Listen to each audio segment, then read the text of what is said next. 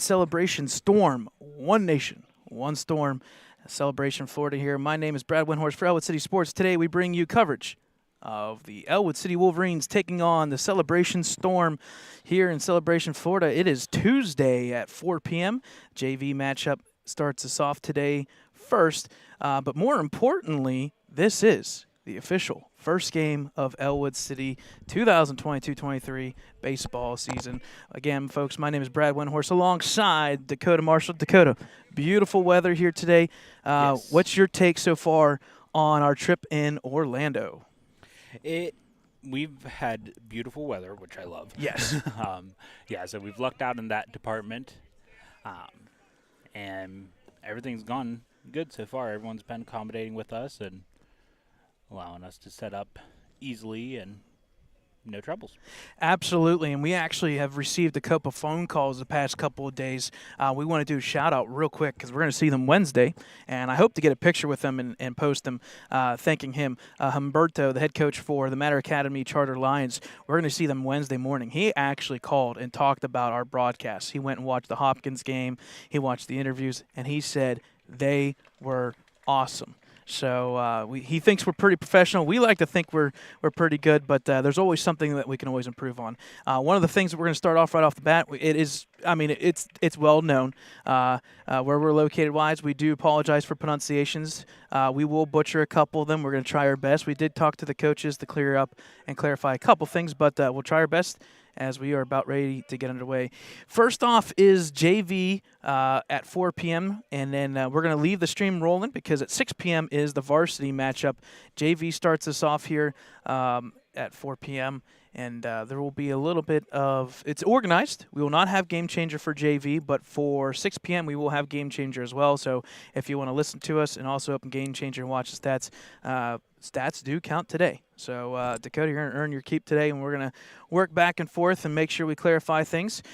We have the officials, the umpires, for that matter, the same that we had yesterday. So it's great to have some two individuals that we kind of already have familiar ties with here. I think they signed up here, and they kind of travel with us around these games.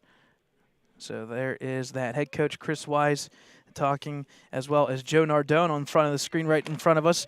We do have a little video to show you guys in between games, between JV and Varsity, and that will be the two interviews with head coach Chris Wise and assistant coach Brad Welsh. We're hoping to get a couple more interviews possibly on Thursday. A little side note, we didn't post it, but it wasn't too big of a deal. I think the coaches wanted the team to bond a little bit better. This morning's practice at South Orange Sports Complex, they decided to forgo it today for batting cages only. They actually weren't allowed to be on the field, so they said, you know what, let's have some fun. Let's enjoy our time here before we take on our first game here. So that was kind of neat. They were strategizing, talking about some things during this little bit of a break before today's weather. Let's see. Right now, and I know this is inaccurate. They're saying it's 56 degrees. That is not correct because I know I posted it this afternoon. It is somewhere in the ballparks about 75, 78 degrees. I got 78 on my There phone. you go. 78, partly cloudy. And I know it's kind of hitting home. It's about 56 degrees at home. Maybe when we come back on Friday and Saturday, maybe we'll bring some good weather and good ties back. We'll see how that goes. So there's that. The Celebration Storm, they are wearing their purple jerseys. Their purple, silver, and black jerseys. Ellwood obviously wearing their blueberry blue jerseys. Some side notes. We'll do some side notes about both teams during our broadcast today, about both teams and the schedule coming up and stuff like that. Celebration Storm, we're going to talk about them just for a little bit here. They are a school that started in 2003. So that's a public school, 2003, located in southwest of Orlando, Florida, Celebration, Florida. Last year they went 9-13. This year already off to a good start, 6-3, 1-2 overall. We are just about underway here. As we'll take the mound here, and we'll see what we got going on here. Today's matchup, JV matchup between the Wolverines and the Storm. Right off the bat, number 17, Jordan Keller, getting some contact. Throw to first in time, and that will be one gone right off the bat. Pitching for the Storm is number 1. So number 1 being, let's see if I can go to my sheet here, find number 1. That is, I believe, well, maybe. Hold on here. Let's see, Robert Shakeen. So there we go. Robert starts us off pitching-wise. Now batting for the Wolverines is number 5, Nate Kennedy. Nate Kennedy, number 5, playing shortstop here for the Wolverines. Swing and a miss there. That'll make the count even, 1 apiece.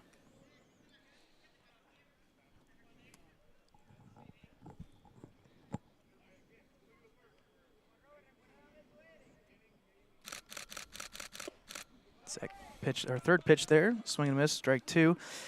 Wolverines coming to play technically 0-1. We're counting it as a scrimmage yesterday against Hopkins. They did split. Varsity did win. JV had a 6-0 lead. Unfortunately, lost 12-6 in the end. Called third strike, and there are 2 gone for the JV Storm. So up next for the Wolverines is number 34. He is the DH for Biscup today in the JV game, and that is Evan Twiddell.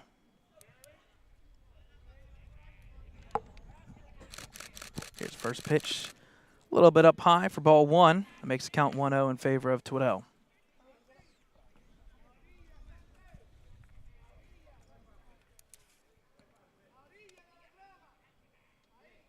1-0 pitch here. Contact foul right to Chris Wise, the head coach of the Wolverines. That'll even the count 1-0. Beautiful, beautiful facility here on the backside of the high school. Big high school. We'll talk about the enrollment here in I'll let you say it, Dakota. What is the school district again? Osceola. That thing. I apologize.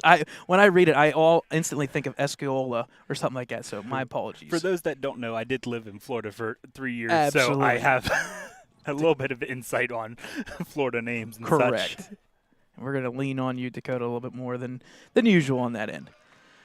Ball 3 there. It makes the count 3-1. 2 outs in the first inning here of the JV matchup. Twiddell at the plate here. Here's the pitch up high and outside for ball 4. That'll be a walk as Twiddell will plate to first base. Next up to bat for the Wolverines, number 27. So number 27 for the Wolverines is Boker, the left fielder for the Wolverines.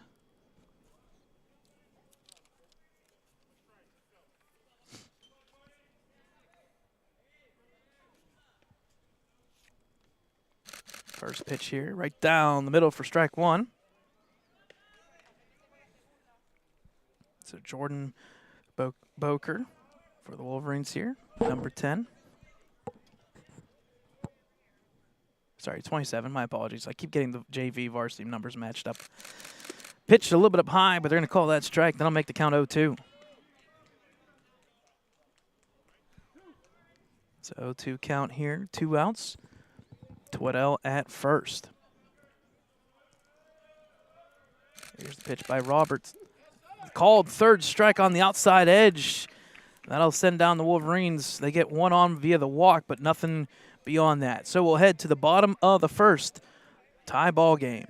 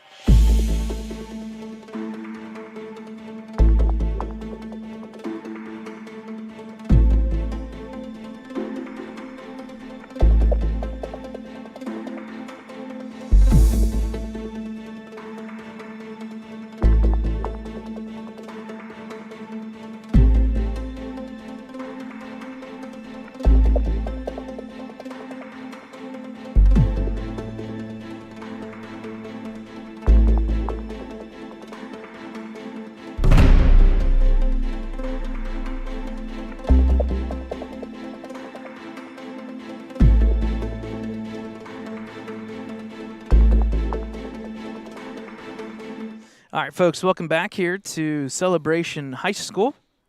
On the mound for the Wolverines is number 25, Jake Biscup. He'll be pitching for the Wolverines today in the JV matchup. As we are underway, bottom first here. First pitch right down the middle. Good contact up through the middle here. It's going to drop between the center fielder and shortstop for a base hit right off the bat for the Storm. Number 56 was at bat for the Storm. Yep. So let me get the numbers here and the names here. That was Alessandro Marino that got that base hit. Next up for the Storm, number 5. Jesus Cabarsis. Or Cabarcus. I do apologize once again. Pronunciations is not going to be my forte today. Pitch inside. He makes good contact. It's going to drop for a base hit on the left side now. So in business are the Celebration Storm. Two good back-to-back little bloopers over the infield. Played some first and second just like that. Next up we have number 15. So number 15 for Celebration Storm, and that is Jose Romero. Again, just kind of like us, Celebration Storm, baseball-wise, a little bit smaller roster per se, so they double up numbers just like the Wolverines. So bear with us on that end. Here's the first pitch. Just continuing the trend of first pitch swinging. Maybe that carries over to the varsity level. The one thing about having the JV game beforehand, you can kind of get a read on what's going to come forward for head coach Chris Wise. Maybe that first pitch swinging. There's contact again. Play by second baseman Bleakney. He'll throw to first. One gone. In the meantime, the runners do advance to second and third. One gone. Next up, number 99 for the Storm. So number 99 there. That's the fourth batter of the day, and that's Lufer Farrell.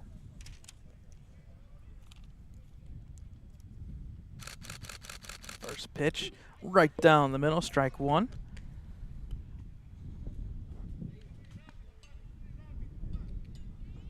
Again, Celebration in their purple and gray jerseys. Pitch contact right up the middle. This is going to be trouble. That's going to plate at least one run. And there's the second run as a good single blast right between the gaps there on the left side. That plates 2 runs. It's 2-0. And the runner now is at first. Now batting for the Storm, number 10. So we're getting a runner out there for the player on first base, number 99.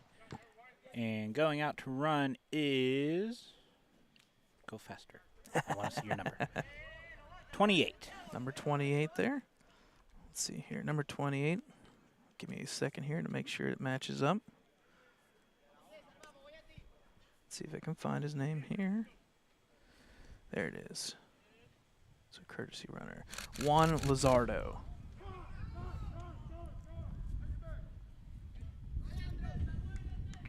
So I'm wondering, did he get hit by the pitch there? He must have, because he just said take your base. Okay, so he must have gotten hit on the shoulder there.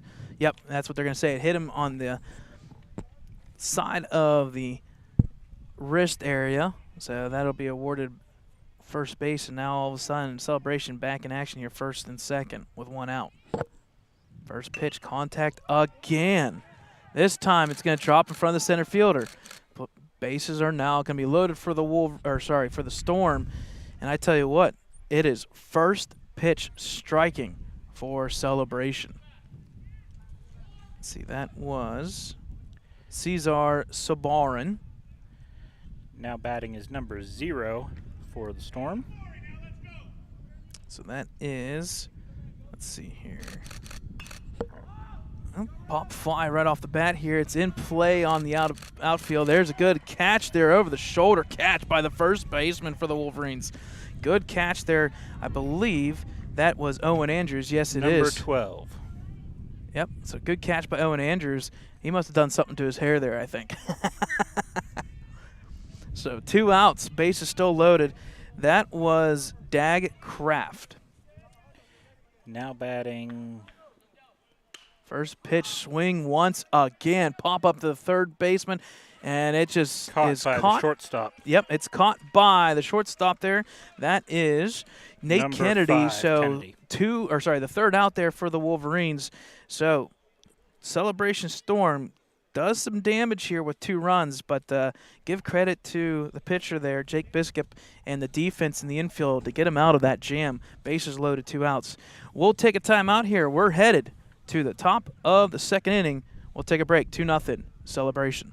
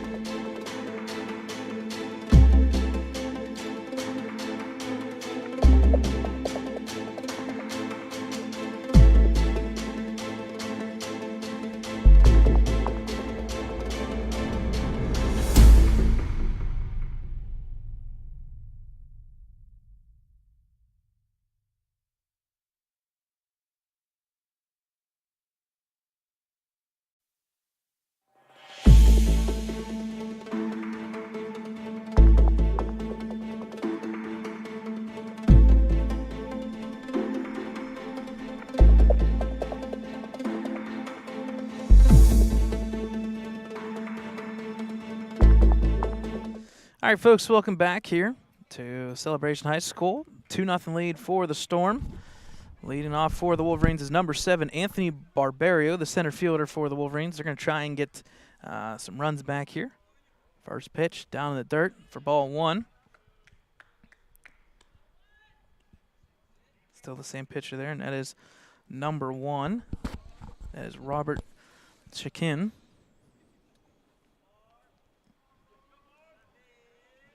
1-0 pitch.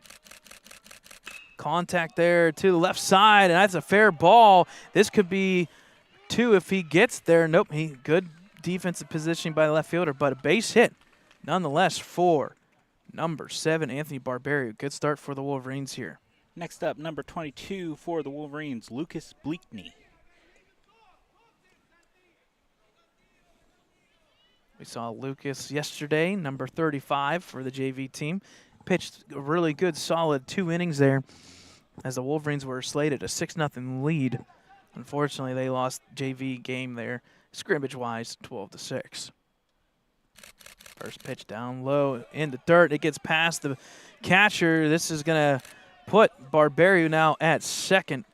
So we've seen this trend in past seasons where one team scores, the other team comes right back. It just seems like it elevates your focus and control at the plate.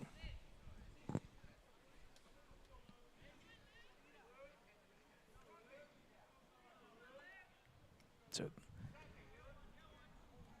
1-0 count here in favor of Bleakney. Here's the pitch. He looks like he'll be bunting. Ball's in the dirt. He did not commit, so it's 2-0. Barbario back to second. Again, folks, beautiful weather here. Celebration Storm, big outfield here in all directions. Beautiful, beautiful sight for baseball. Here's the pitch, 2-0 up high. That'll make the count 3-0 in favor of Lucas. The head coach for the Celebration Storm is Ed Kuzma. The assistant coaches Elisa Rivera, Gerardo Santiago Dorda, and Sam Fergaro.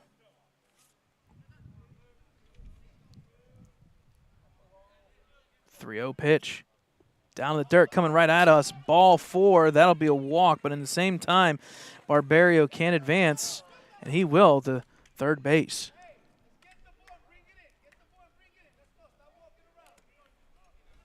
So that's in favor of the Wolverines.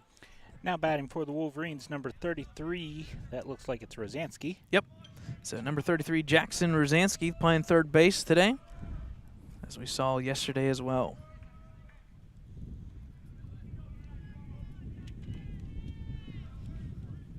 So first and third, nobody out. Breeze from left or from center field into us. So this is going to definitely blow down the bases. Bunt there, good contact. They're going to say he's out. I think, oh, that's unfortunate. He bunted the ball, and the ball hit the ground, bounced back up into the chest of Jackson, supposedly is what the umpire's saying. And because it's in the field of play, that's an out. Looks like the umps are going to talk real quick. Yep. Assistant coach there, Joe Nardone, said, hey, let's have a little conversation, and they're going to. I don't blame him. It's tough. I mean, we'll see. Yep, they're going to say he's out. They're going to say that it came back, hit Jackson in the chest. That is technically okay in foul territory if it's a dead ball. The fact that it's in play when he bunted and he touched the ball, can't do that. It's an automatic out. So next up for the Wolverines, number 12. So up next is number 12. That's Owen Andrews making that play at first base. He's got an opportunity here to get either sac fly or base hit or some RBIs out there. Wolverines trying to get a run back. Here's the pitch. Down low, but called a strike there as Robert will get ahead 0-1.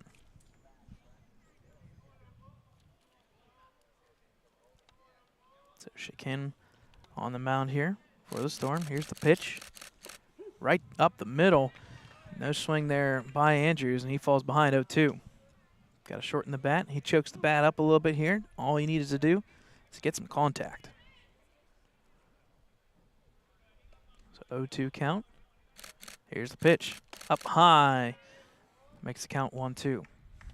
Owen Andrews, we've seen play at the varsity level, and he'll be playing at both ends of the plate here. Not only batting wise, he's a good infielder. He also pitches a lot, as he did yesterday for the Wolverines. 1-2 pitch.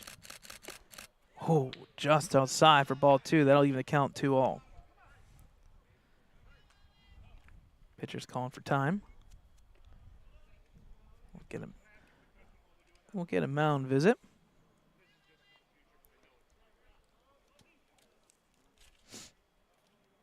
Wolverines fans in attendance today. You can kind of see them in the bottom right corner of your screen here. About a good group of 25 to 30 people here wearing the faithful blueberry blue.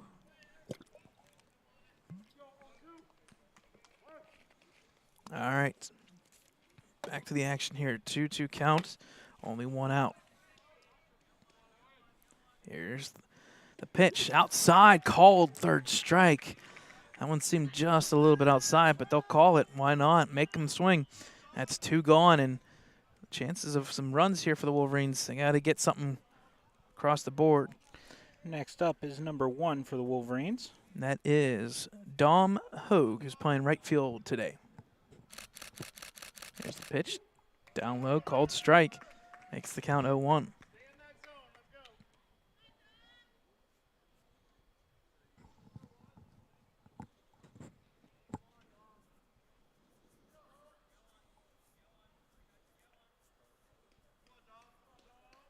One count here. Contact right back up the middle. It's going to be caught right by the second baseman there for the Storm. That is Santiago Gonzalez. He'll make the catch, the third out for the Wolverines. So unfortunately, they get 2 on, but can't capitalize. We'll head to the bottom of the second. 2-0 Storm.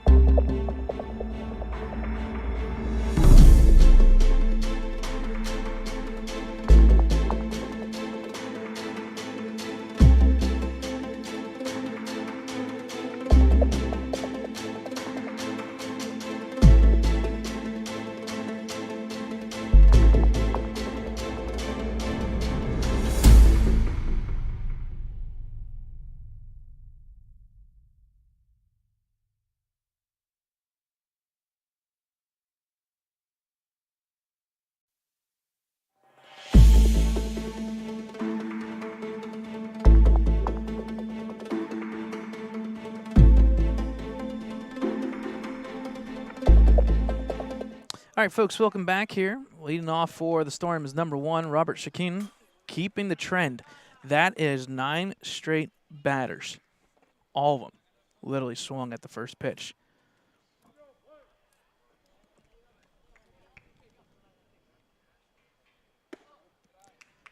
It's the second pitch there called a ball. That'll make the count 1-1. Robert Shakin, pitcher for the Storm. Contact there to the shortstop. Throw not in time. Plenty of speed there for Robert Shakin. He'll get there to first base. So base hit for Robert. One of those hits there you have to charge a little bit at shortstop. Next up, number 56 for the Storm. So back to the top of the lineup here, number 56, and that is Alejandro Marino.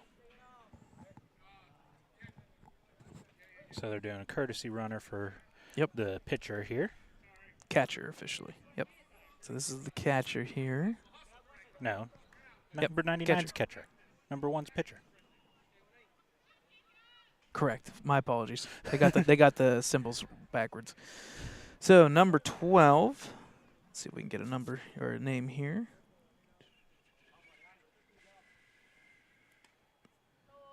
That is Manu Acondo for the Storm.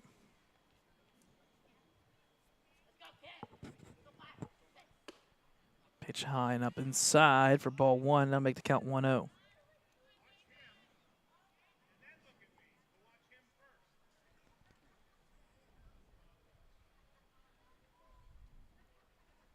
Pitch high upside this time. Batter had to lean out of there, makes the count 2-0 in favor of the Storm.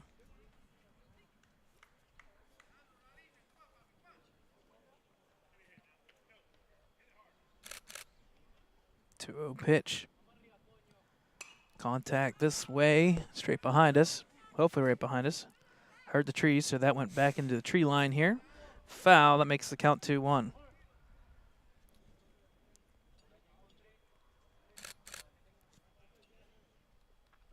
Pickoff attempt there to first. Back safe is the courtesy runner.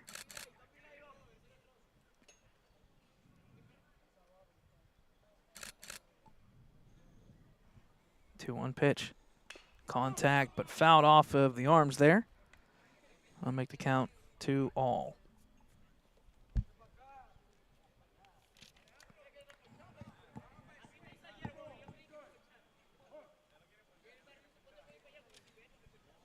Two count. Here's the pitch. Swing and a miss. Strikeout for the pitcher there, and that's Jake Biskup's first strikeout for the Wolverines. Next up to bat looks like number 5. Yes. Yep. So number 5 there, that's Jesus Carbarcas. Throw down there to first, back safe. So the first pitch there was outside for ball 1.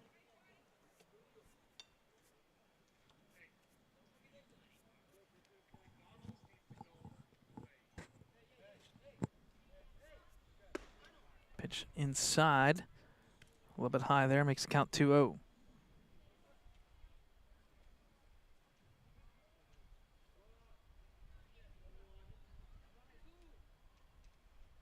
Pitch. Fouled right back to me. That's a strike. Coming right into your kitchen sink. Hit off the mask for the ump there. Yeah. Good contact as well. He's good. He's fine. We're moving on.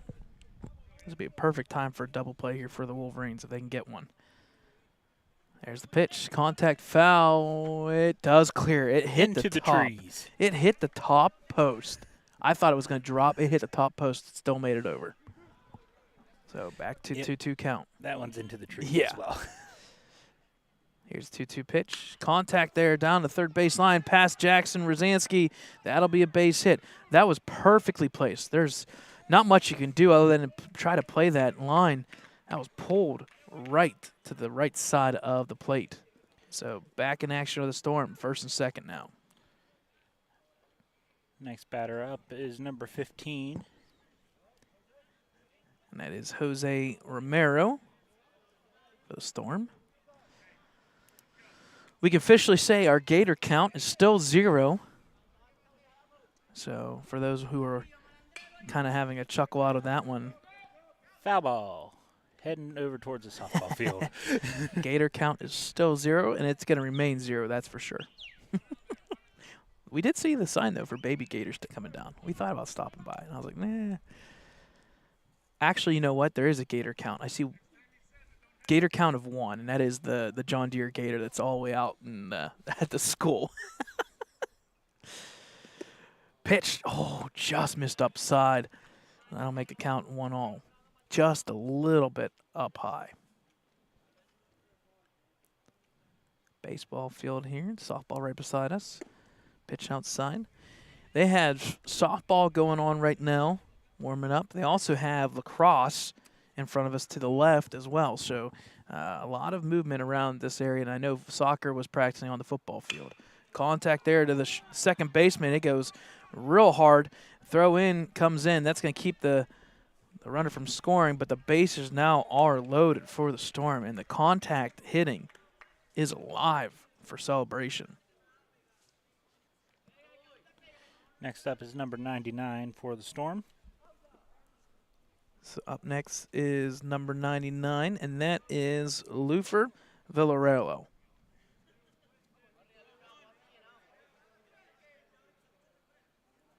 First pitch here. Perfect pitch on the outside corner there for strike 1.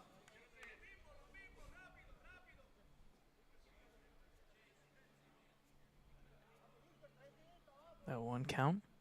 Down low in the dirt, and that evens the count 1-all.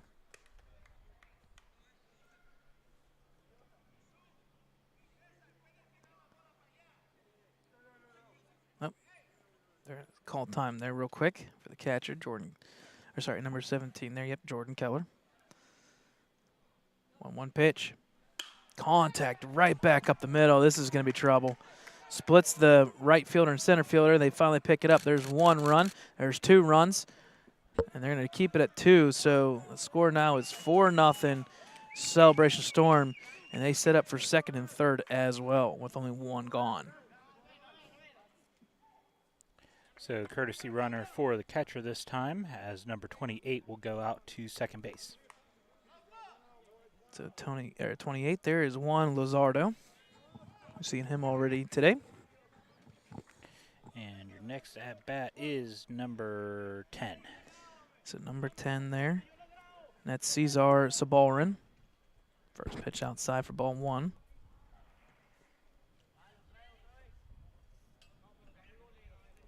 Yeah, first pitch strike or contact has been the name of the game in this one so far.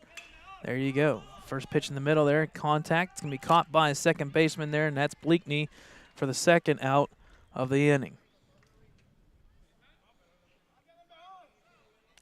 I misread that one. I was trying to catch the catch, and I thought it was going center field. You start seeing 2 people move at the same time. It's like, oh, which one's got the beat on it? All right, next up is, I don't know, it has a 0 at the end of it. Yep, it should be number 50. And that is Jeremy DeVos. First one, swing and miss for strike 1. Makes count 0-1. Pitch down low for ball 1, so 1-all. 2 outs, 2 runs in this inning so far for Celebration coming out. First inning, 2 runs. Second inning, 2 runs. Here's the pitch. Up high for ball 2. This is a big at-bat here for the Wolverines take in this one. This Storm got second and third as well. Swing and miss, good. Dropping pitch there by Jake Biscup. That makes it count. Deuces wild. 2 balls, 2 strikes, 2 outs. Here's the pitch. Up high, contact right to the shortstop. He'll throw to first in time, and he'll get the third out. So good throw there by shortstop Nate Kennedy. That'll end the inning. Damage done by the Storm once again, but the Wolverines keep it at bay. It is 4-0. Celebration Storm headed to the top of the 3rd inning.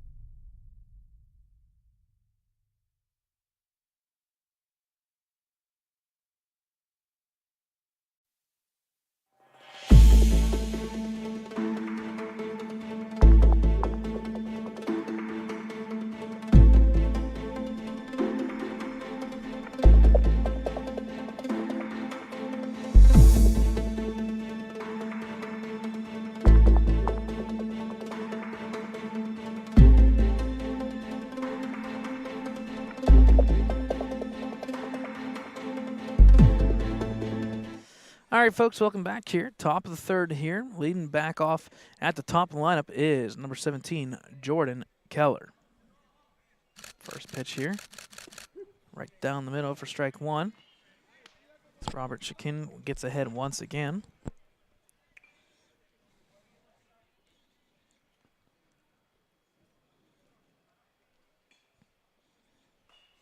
Here's the pitch. Down low. Close to the dirt. Makes the count even 1-1. Again, folks that are wanting to watch the varsity matchup, that's about an hour and a half away, or when this one ends. We at 6 p.m. Well, this we do know they have a 2-hour limit, which is why we ended when we did yesterday. Right, yeah. Anytime that there's a JV matchup or anything like that, they keep it short to the point. They want to give the kids some time to practice and try some stuff, but at the same time, we also know that varsity is the one that officially goes in the books. Pitch once again in the dirt as Keller gets ahead 3-1. He was the one that made some good contact right off the bat, per se, for the Wolverines.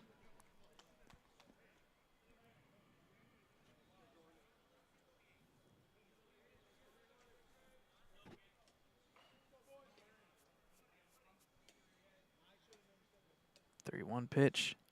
Contact. Good contact. This is going to send the left fielder behind. He hits up over his head. That's going to be at least 2. Good range there by the left fielder. He does get it in, but nice turn for Jordan Keller. He gets the double. Nice contact. That sent everybody looking back. Next at bat is number 5, Nate Kennedy for the Wolverines. So some signs of some good contact there for the Wolverines. We're going to have a courtesy runner for the catcher, and that's Keller. Yep, Flumer, I believe, going out, number 11. Yep, so Flumer. For Keller. Yep, so number 11, Flumer. So Nate Kennedy at bat, number 5. First pitch to him. Outside edge, drops in for a strike. So Robert Shakin will get ahead 0-1. Just as the sun comes out. Today it's the reversed angle. The pitcher's going to have more, the fielders are going to have more of the trouble with the sun. Ball in the dirt makes it even 1-1. If you watched yesterday's game, we were in the sun, and Dakota, I think we can vouch. We got some sun. Yes. We enjoy it, though. Brad learned just how strong the Florida sun is. Yeah, I was ready for it. I usually don't put on some sunscreen. I blistered a little bit, but we're good. I needed some sun. Contact there to the right side. It'll get taken there by the second baseman. He'll hold on. He'll get the out. In the meantime, Flumer, courtesy runner, will make it to third. 1 gone.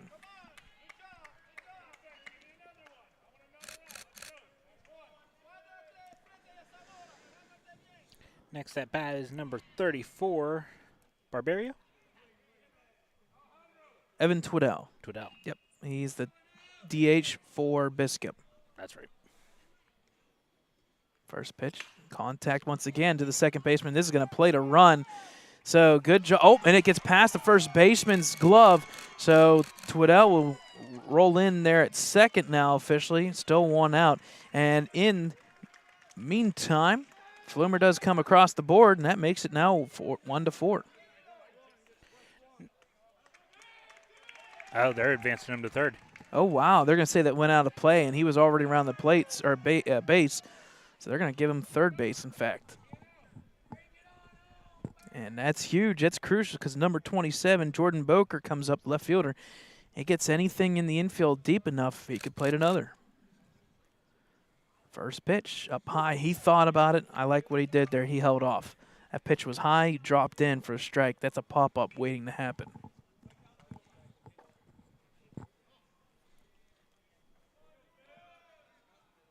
Oh, 1 count. Boker in the dirt. Stays right there. Good defense there by the catcher.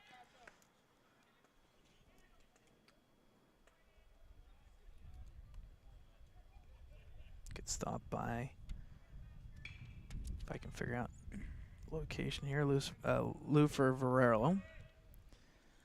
1 out, 1-1 pitch here for Robert Shakin. Down low in the dirt once again. Good defense here by the catcher. Got to give him credit. Yeah, a couple pass balls so far, but this is crunch time as the Wolverines have Twiddell at third base.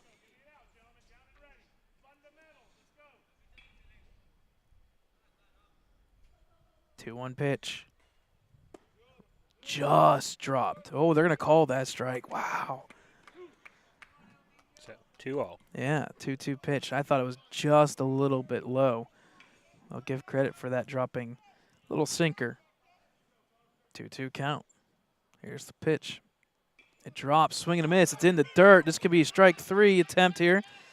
Unfortunately, Twiddell is going to get caught, and he's going to be out at third. But good credit. Safe. Oh, safe. Safe. Wow. Wow. He missed the tag apparently. So that technically is a strike or drop third strike. And good hustle there by Boker to get the first. They got Twiddell in a rundown, so Boker was able to advance to second. In the meantime, the throw was dropped there at third. So second and third for the Wolverines, and they're in action here now.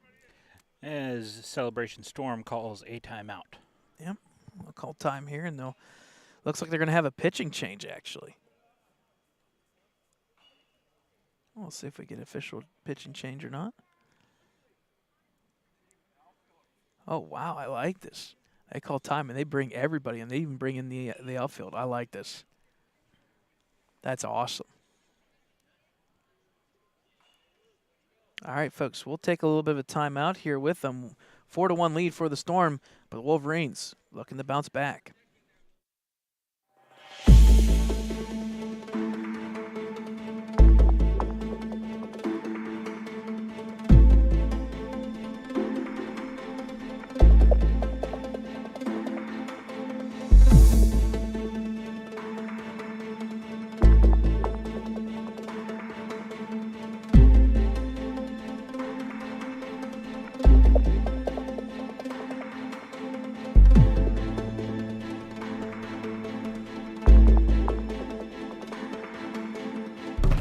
All right, folks, welcome back here.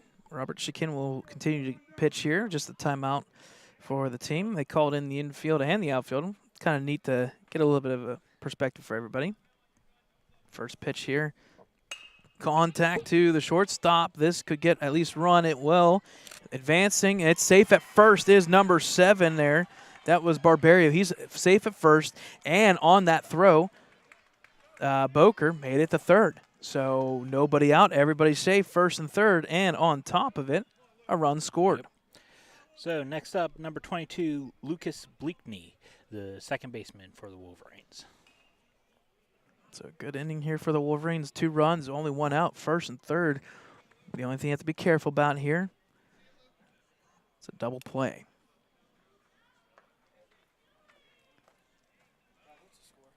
Four to 2. Yepers. Pitch up high. You got to let that one go. It's going to go foul. So that'll make the count 0-1. I know Bleakney was trying to keep the ball rolling here a little bit, no pun intended, but got to let that high pitch go. The only knock is right now nobody's running the scoreboard. So we have been asked a couple times what's the score and whatnot. So if you randomly hear us talking score, that's why. Pitch called strike 2, no throw down. Smart play by the catcher, as well as, well, good play there by the Wolverines. They take second. As Barberio advances to second. Smart play. This is part of that chess game. If the catcher throws it, third base, yeah, we're going to score a run. Here's the pitch. Big pitch here, 0-2. Contact. This one's going to drop foul. Just hopped over the fence to the fans. That is crazy. It's not turf field here, it's grass, and somehow it just bounced perfectly between the grass and the ground, bounced right up and over. So that'll keep the count 0-2. Bleakney's still alive here, though.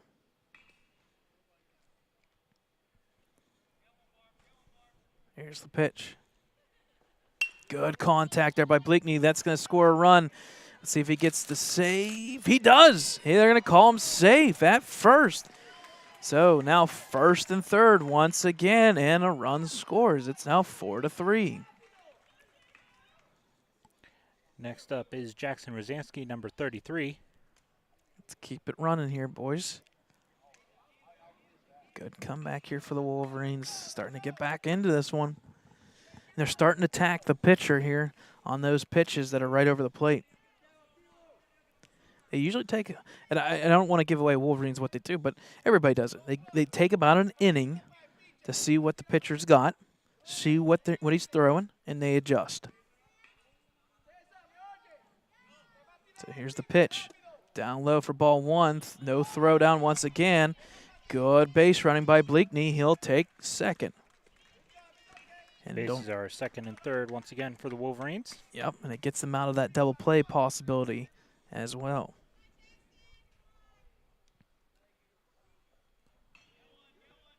Give credit, Wolverines, good base running so far. Pitch inside, so Rosansky will get ahead 2-0.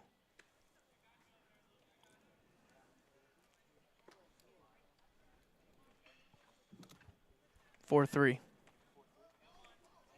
Yepers. Here's the pitch. Right down the middle for strike one. That makes the count 2-1.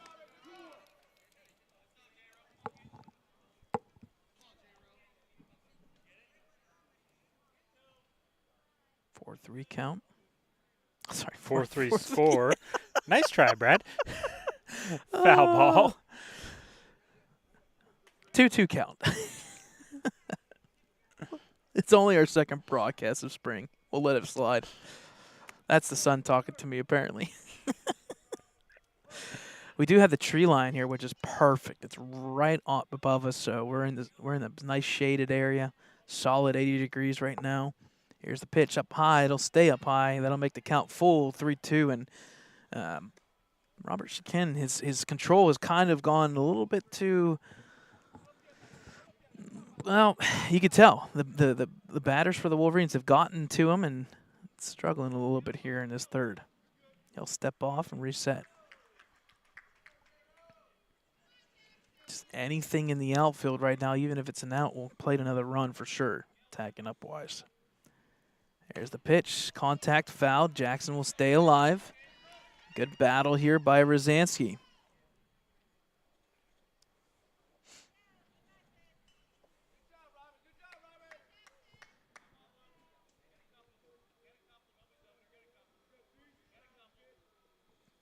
There's a pitch up high. Ball four. That was ball four. Nope, they're saying now full count. Wow, I have ball four. Maybe I'm wrong. I've been wrong before. Well, now I guess it's full. Full count now. Reset a little bit. It's JV. It's okay to be wrong here. 3-2 pitch. Down in the dirt. There's your There's walk. ball four. So, base is loaded now. Yep. As catcher kind of lost the ball there for a second. And if there's somebody that you want at the plate to get some action here, this is the guy to do it at the bottom of the lineup. Number 12, Owen Andrews. He has an opportunity to open this one up like crazy. What would be great is a little blooper over second base, left or right, get it in the gap, and that'll be at least a run, if not two.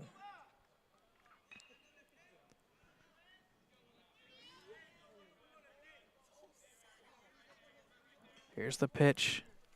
Down low in the dirt. He gets past the catcher, and runners are going to advance in time. Safe at home from third base is number 7. That's Barberio. He'll score, and that will even the score now 4-all.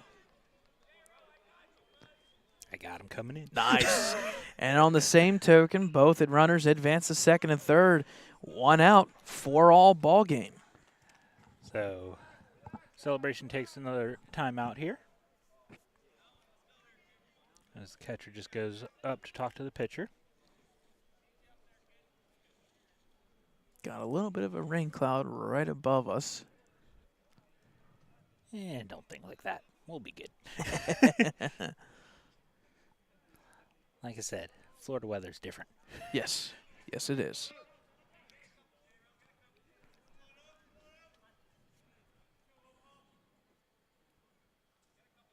Here's the pitch. Contact fouled off. Hit the top. Oh, there's a ball stuck at the top of that fence. That'll make the count 1-1. 1 out. Second and third. Tie ball game. Here's the pitch.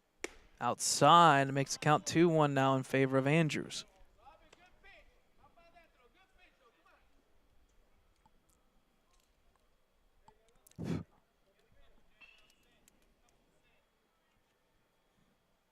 Here's the 2-1 pitch. Inside, a little bit of heat there. Losing some control here is Robert Shakin. Now make the score now, or sorry, the pitch count 3-1. We'll get our words right at some point. Right. Scores and pitch count and all over the place. At least we know we're in Celebration, Florida. It's a 3-1 pitch. Up high, ball 4. Runner will get back at third. So Bleakney is safe at third. Yep. Makes bases loaded once again for the Wolverines as number 1 comes up. So bases loaded, 1 out. Number 1, bottom of the lineup here, Dom Hogue. Do we see our first attempt at the squeeze? I don't think so. So bases loaded for Wolverines, tie game. First pitch here. Contact right off the catcher's area there and the chest of the umpire. That's 1 strike there. He felt that one a little bit. I'm also wondering if he felt it and then the swing through kind of contacted him a little bit too.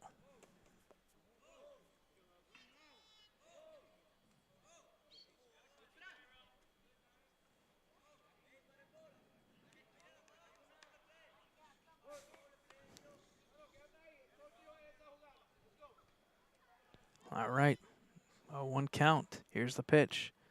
Contact. It's going to be fouled. Back to the fence here. Drops right down inside. Yep, that'll make the count 0-2 in favor of Robert Shakin. Yep, got to choke up on the plate here a little bit. Keep the swing contact only. Here's the pitch. Contact fouled right back to the left of Dakota here. Mm-hmm.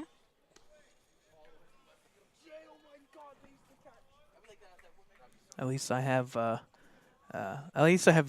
my left and rights correct today. Here's the pitch. Up high, stays up high for ball 1. Good at bat here for Dom, not rushing it, not trying to make too much out of anything.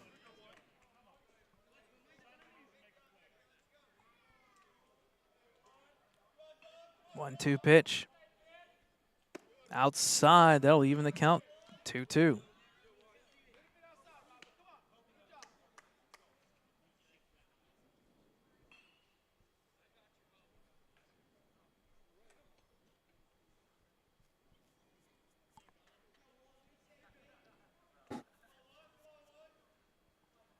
Two count.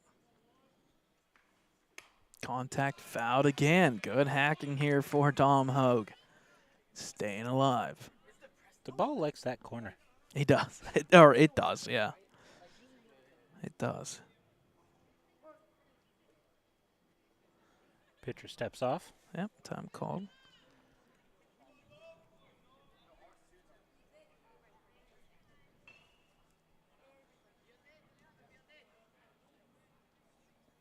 Okay, 2-2 count. Pitch up high. He did not commit. Ball 3, full count now. Good patience by Dom. He thought about it, read it, checked it, and he held back. Don't want to say that this could determine the outcome of this JV game time-wise, but this is crucial right here. Here's the pitch. Oh, called third strike, and there are 2 gone.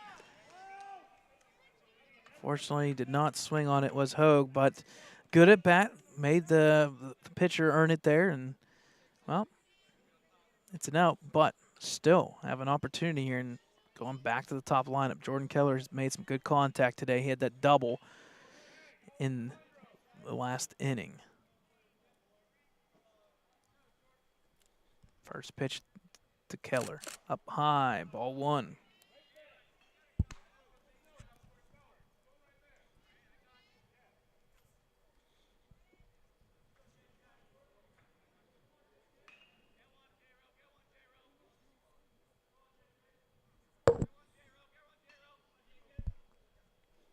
Pitch outside makes the count 2-0. Keller gets ahead now. That's his bread and butter, basically. You get ahead here, it's a good opportunity to make some contact, take that bat off of his shoulder and get some nice swing through. 2-0 count.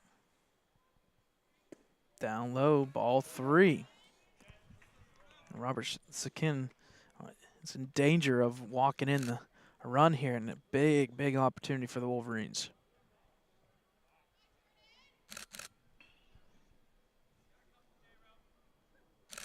.3-0 count. Pitch outside, ball 4. He'll walk in the run, and it's 5-4. Wolverines take the lead. The beginning of this game did not look too hot, and it's kind of roles reversed from yesterday. 6-0 lead for the JV team. It was blemished late in the 6th and 5th innings. The Wolverines did lose 12-6 yesterday in that scrimmage, but today, roles reversed. Down 4-0, 5-4. Next up, we have number 5, Nate Kennedy at bat for the Wolverines. Trying to keep the bases rolling left or right to left here around the plate. Oh, and Flumer came in as a courtesy for Keller. Perfect. There's a strike there, so Flumer is at first. Third time we've seen him on the base. That means Keller's making some good contact or getting walked.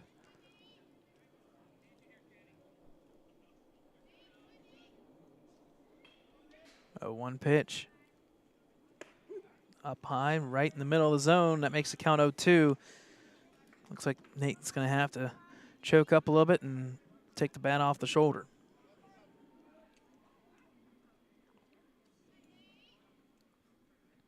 Second base is left wide open. 0-2 count. Down low, called, strike 3, and that will end the inning, but not before the Wolverines put up 5 runs. They'll come back to take the lead here, going to the bottom of the 3rd, 5-4 Wolverines.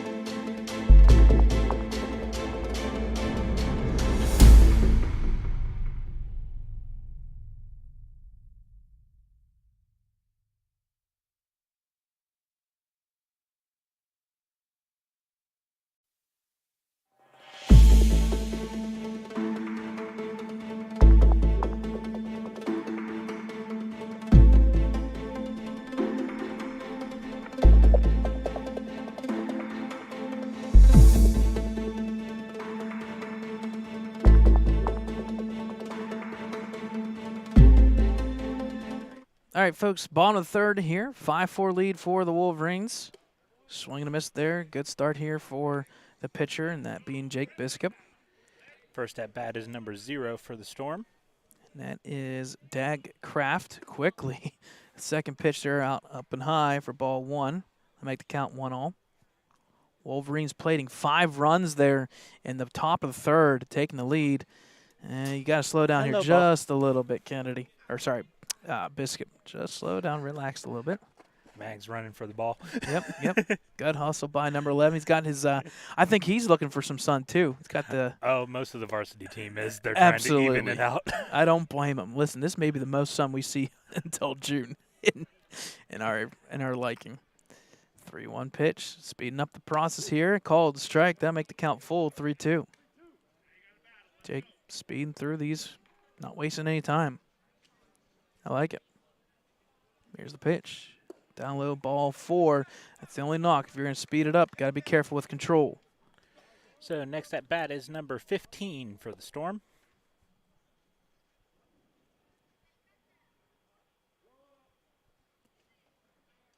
Number 15 for the Storm is Santiago Gonzalez.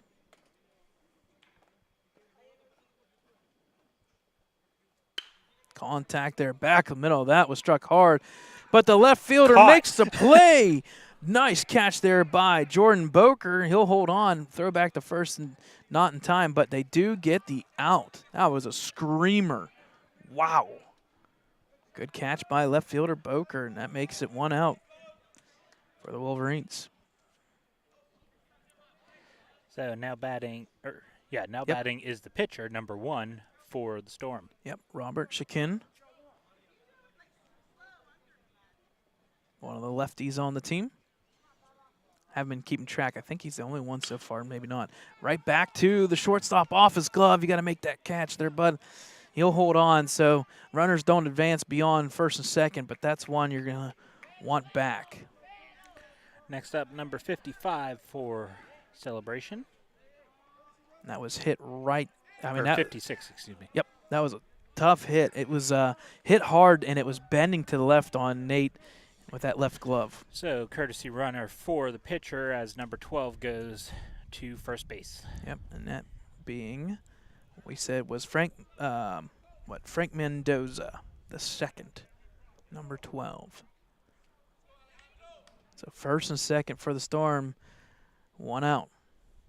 Oh, that hit the batter right in the gut area. So that'll plate first. I think second. It was lower down than you think it was. Yeah, it was close to the mid range area, thigh area. First, second, and third now. Only 1 gone for the Storm. Looking to make a storm on Number the field. 5 is next at bat for Celebration. So back to the, or sorry, not back to the top lineup, but batting number 2 there. That's Jesus Kabarkis. First pitch, swing and a miss. Looking for the fence there. 1 strike for Biscup.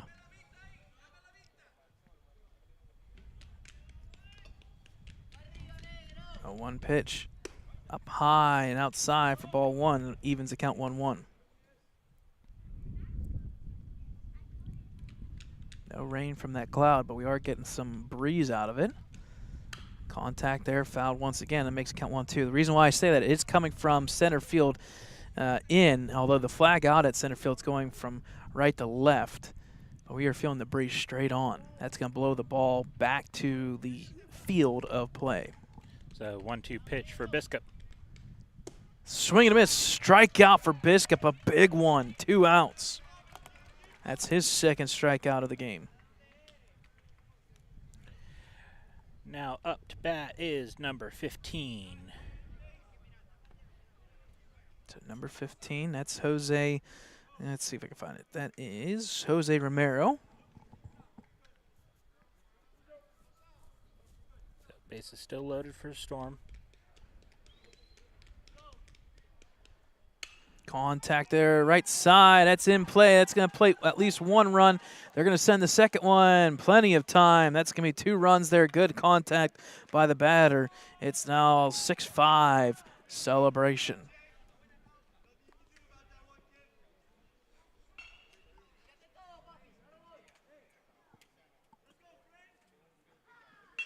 So good contact there by the batter. That was number 15, Jose Romero. He'll plate 2 runs. It's now 6-5 Celebration, bottom of the 3rd. Next up, we have the catcher, number 99. Number 9 being 99. Yep, Lufer Ferrero. Check on the runner. The ball gets behind Owen Andrews. That is going to plate another run, and that's going to make the score now 7-5 the Storm.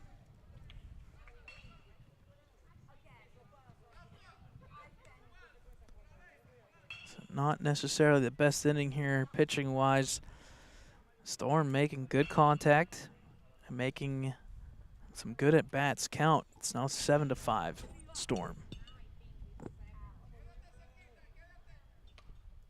Here's the pitch.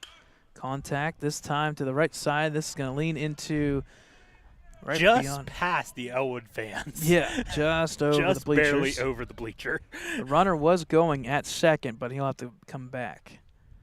So we'll have to keep an eye on that. Just a hit and run option there, possibly.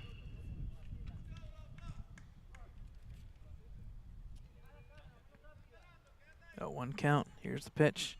Contact to the third baseman, up and over the glove of Jackson.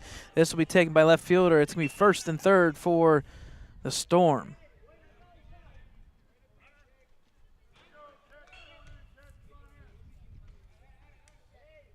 So courtesy runner for the catcher now, as number 28 goes out to first base. So number 28 being, let's see here, that was Juan Lizardo. And next up at bat is number 10. Number 10, that is Cesar Sabalrin. There's the pitch, swing and a miss, strike 1. Ball held on by Keller, so there's good defense once again there. Ball a little bit in the dirt. So we crossed over the 5 o'clock hour. Pitch contact there to the pitcher. It's going to hit off his leg. He's going to make the behind the back toss, and unfortunately Andrews was not there, and that's going to be a base hit, and it's going to plate the run from third. Oh boy. Next up at bat is number 50. So that's going to make the score now 8-5 in favor of the Storm, and we said it, Dakota. We said it. When one team scores runs, the other team just seems to fight back. Pick off attempts. Oh, that was Just closer than what it should have been. there. Yeah, that was closer than it should have been. Good play there by Biscup and Bleakney. You almost got him leaning there. One thing I do like, we'll talk about it here in a second. Strike called, throw down to first. Almost got him there first. Oh, my. Real close. I like what the runners do for celebration. When they're batting, you'll hear it. You can actually see it on your screen behind the pitch right now. When they go to swing or when they go to bat, they're clapping their hands the entire time. Right now, you can see it. I like it. Here's the pitch. Swing, he did go. That's going to be strike number 2. It's 0-2. But, yeah, I do like what they do on the bases there. They just clap the entire time, just trying to distract the pitcher. Here's the pitch. Contact there to the third baseman. He'll charge. It's going to go right through his glove area. And that's going to play another runner. It's going to be first, second, and third. Now back to number 0 for batting for Celebration Storm.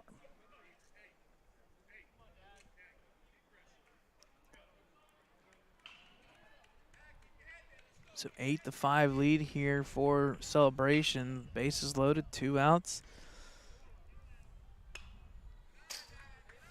That will be a foul, as you saw it come right back down. Strike 1. Good hustle once again by Magnifico. That number was, who is this again? 0. 0. That is Dag Kraft.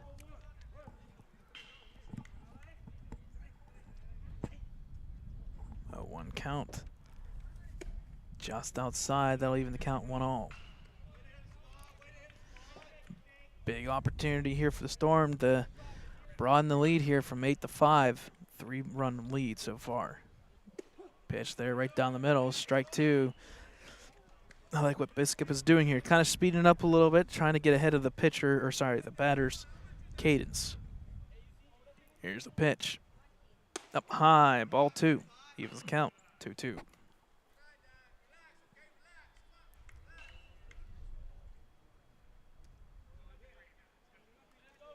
Two balls, 2 strikes, 2 outs. Pitch in the dirt. Good defense there by Keller.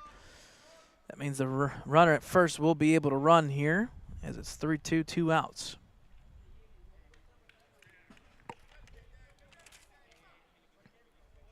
Here's the pitch. Just missed, and that's going to be a walk. And that's going to walk in a run here. That'll make the score 9-5. Favor of Celebration. As number 15 comes up to bat for the Storm. So Storm are very close to batting around here. It's Santiago Gonzalez. And I think this is officially batting around here now. Back right past the pitcher. Bleakney throws the second. He'll make it out. So good play by Bleakney, but damage is done. 9-5 lead by Celebration. They come back and score 5 runs of their own. We'll head to the top of the 4th. 9-5 Celebration.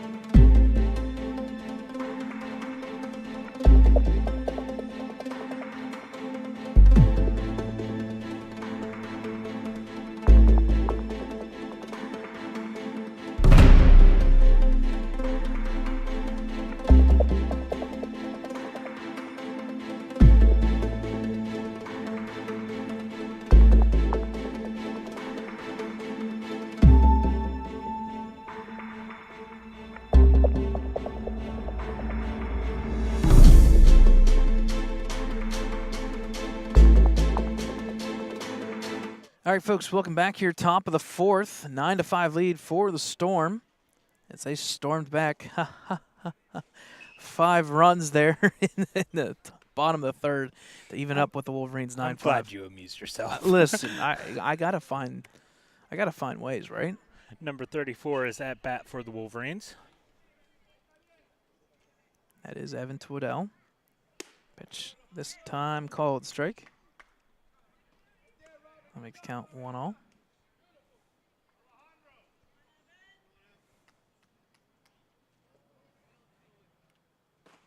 Here comes a little bit of some drops. Down low in the dirt, ball 1. Dakota, you want to check on the camera here? It's got that autofocus kicked in a little bit. See what it's doing here. It's got a little bit of an autofocus thing going on or something. Pitch there, called ball.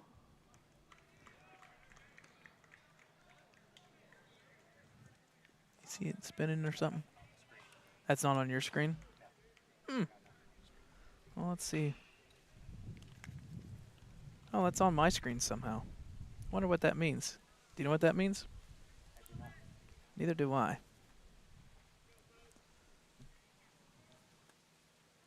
Interesting. I have no clue what that means. Ball gets past the catcher there. And that will advance the runner there to second base. So up the plate now is number 17. And that is 27, it's Boker.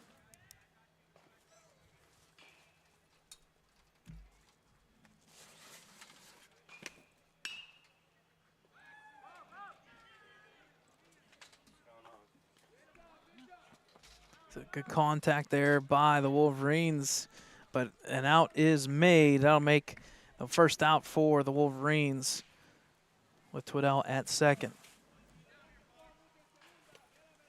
You know what? You don't even have to set this up. As long as we have that, we'll lay it right on top even. It's up to you if you want to. First pitch here, outside for ball one. Unfortunately, we are getting a couple drops, and there's a gray cloud right above us here. It's causing some havoc here. You can see a couple drops dropping every once in a while.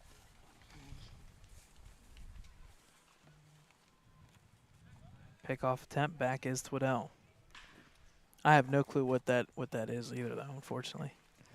Dude, the camera spiraling on our screen, have no clue what that's all about. We'll have to check that out. Called strike there. That'll make the count even 1-1.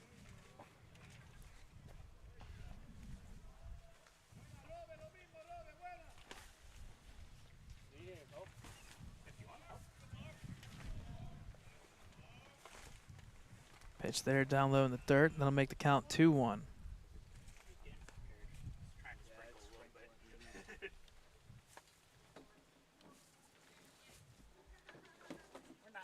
Oh, I know you're not going to hit me. If you do, take me out. Make sure it's clean.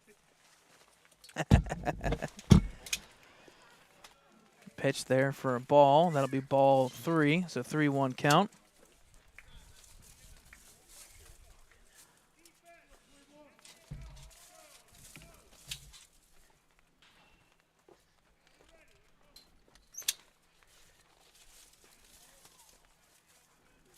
Here's the pitch outside for ball 4. That'll plate the runner as well as Twiddell, making it to third.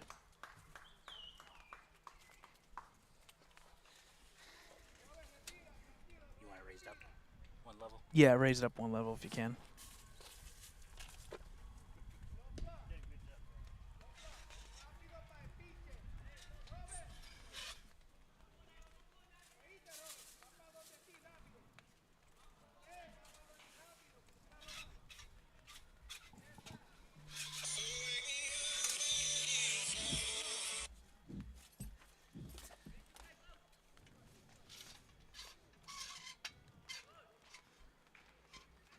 So time is called here.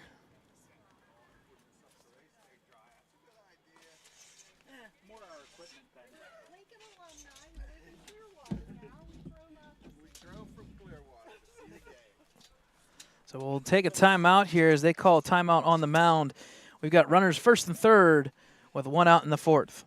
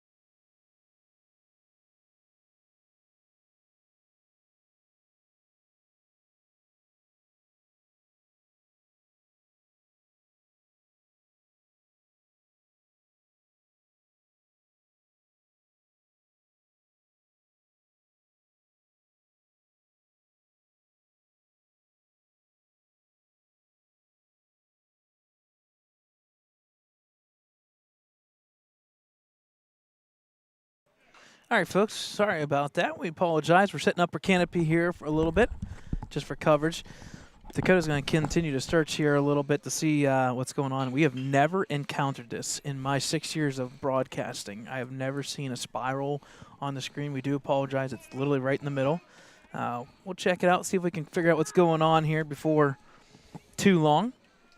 A couple runs did score for the Wolverines there as Jackson Rosansky got a good contact up the middle. That added the 7th run.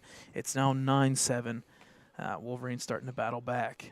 First pitch contact on the second one, right up the middle for a base hit once again. As Wolverines starting to contact, they're going to say he's safe.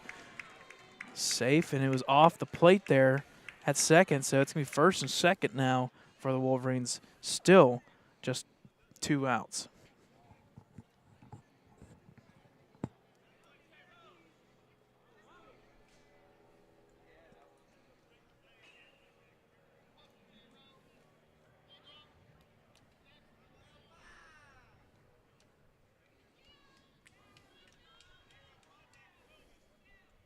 Good contact once again. This time taking the second baseman. It's going to hop over his glove, so an error there.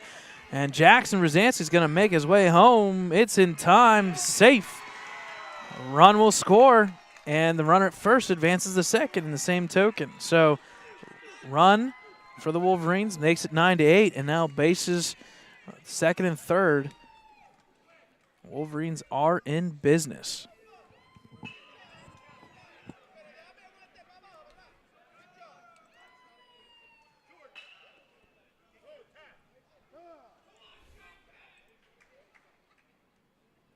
Celebration calls a timeout. Yep, well, it'll give us some time here to work on things a little bit. Wondering if I should add another camera. Number 9 goes in as the second baseman.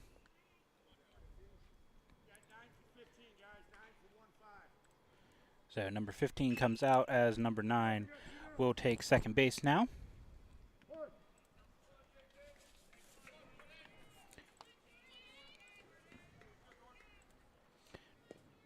Number 9 being Mason Menken. So he's now at second base for Celebration Storm. And it's on the body, everything. Mm-hmm. So if I turn off the camera or anything, it's on the body itself.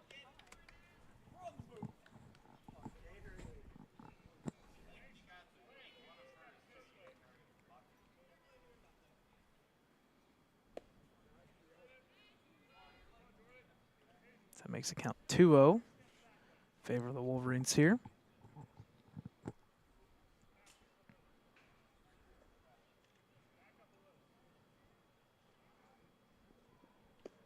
Pitch called strike. Makes it count 2-1. 2 outs. Second and third for the Wolverines. Again, folks, we do apologize a little bit here for the spiral in the middle of the screen. First time we've had that ever happen to us in OBS in 6 years of doing this, so we'll try to figure it out. So that was ball 4, so that's a walk, and that'll load the bases now for the Wolverines. Just 2 outs, bases loaded, 2 runs so far this inning. Looking to crawl back in this one slowly. Sorry, 3 runs this inning.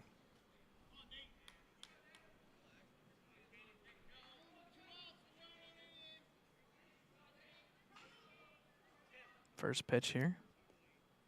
Hits number 5, Nate Kennedy, and that'll play to run. And with that being the case, it's now 9-9.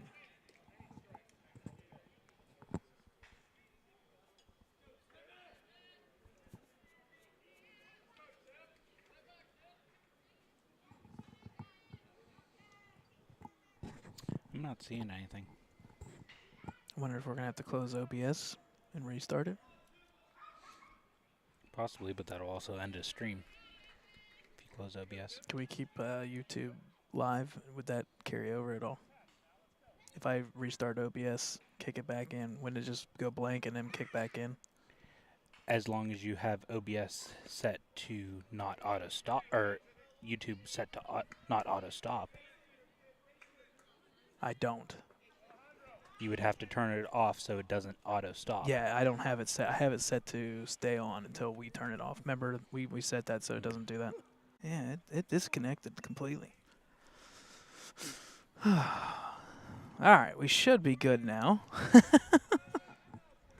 Sorry about that, guys. Technology doing us wonders. We've had really good internet here, solid internet, and internet unfortunately just dropped out randomly.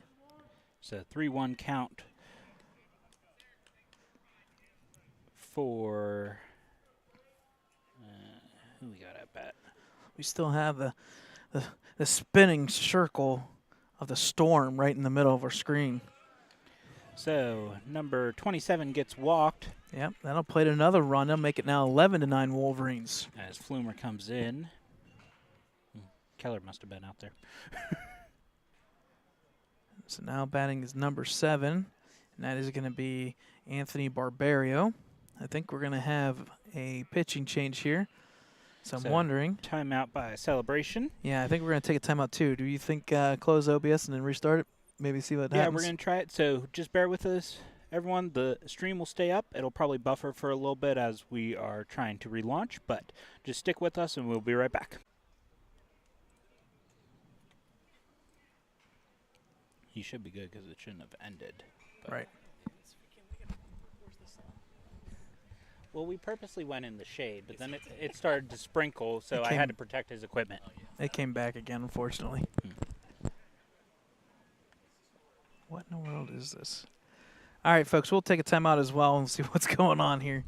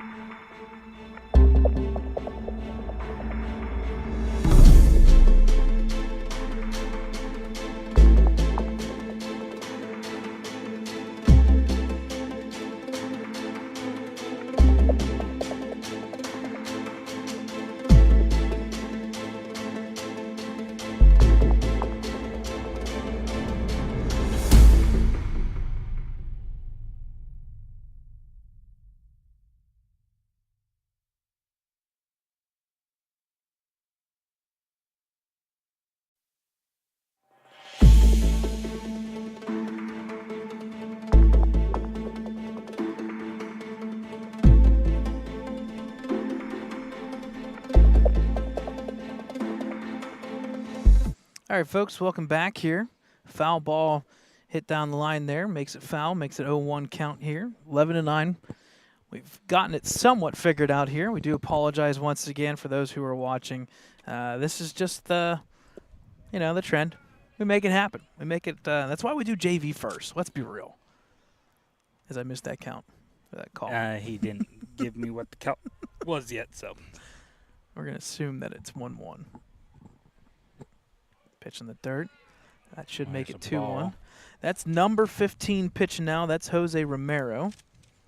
Again, folks, we do apologize. You know, technology. Is the count, yes. Perfect. How about that? At least we got that correct. Sometimes we run into a little bit of snags here and there. It's the nature of, oh boy. Oh, boy. That was right off the foul mask. tip right off the mask of the ump. And literally made the mask come off of the ump, so. Man, we got to see that one live. Little break, let him Wow. get his bearings back and everything, make sure he's good to go.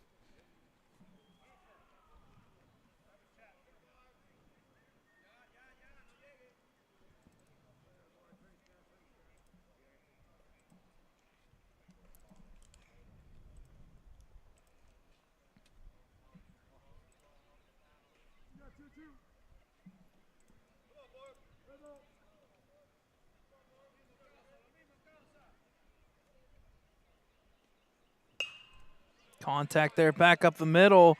That's going to play at least a run, if not two. They're going to hold Twiddell. Back safe at second, so that's going to be another run as well. They throw to second. Twiddell's going to come in anyways. That'll make the score now 13-9 Wolverines. It's a good base running there by Ellwood City, and that's making this one, what is that now? That is officially 8 runs this inning, 13-9. Ellwood City up on the Storm.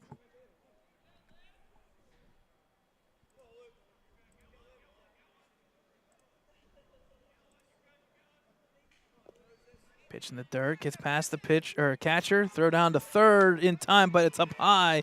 That will count as stolen bases here for the Wolverines.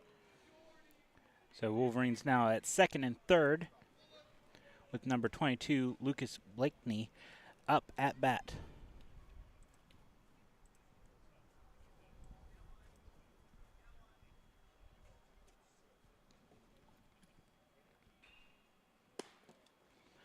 Ball. So it should be a 2-0 count.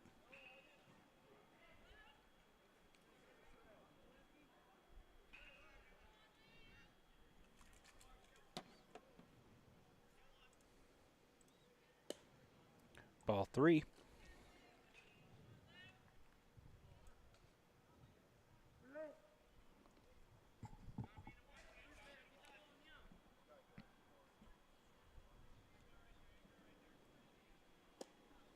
And there's ball 4 as Blakeney will walk. So bases loaded once again for the Wolverines as number 33, Jackson Rosansky, comes at bat.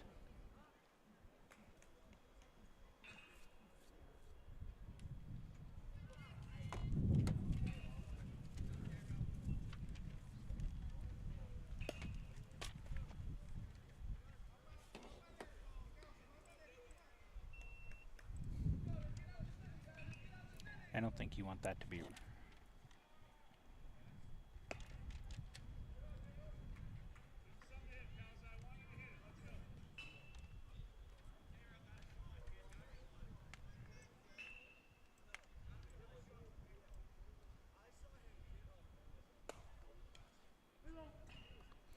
So 3-0 count.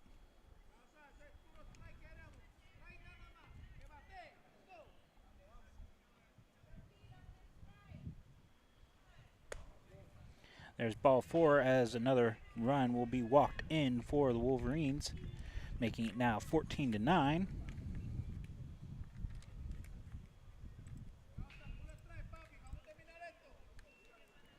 As number 12 now up to bat for the Wolverines.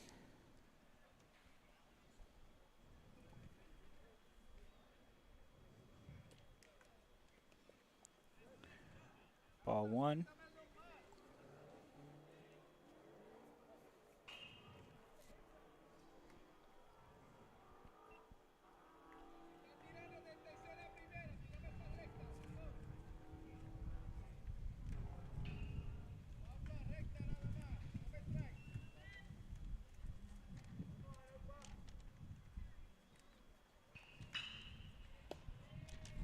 Ball 2.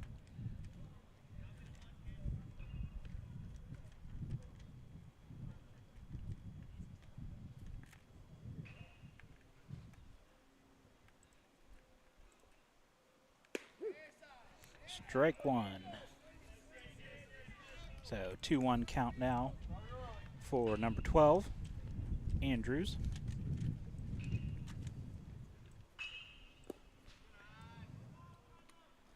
Ball making it a 3-1 count in favor of Andrews.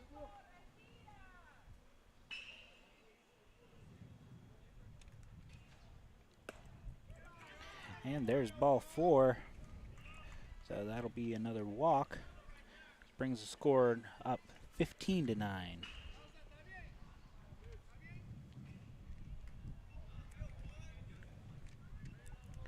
Now batting for the Wolverines, number 1.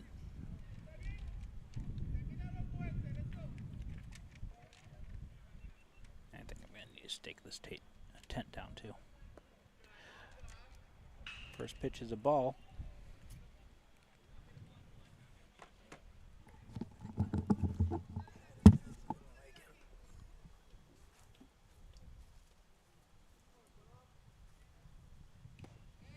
Swing and a miss, so strike one, making it a 1-1 count.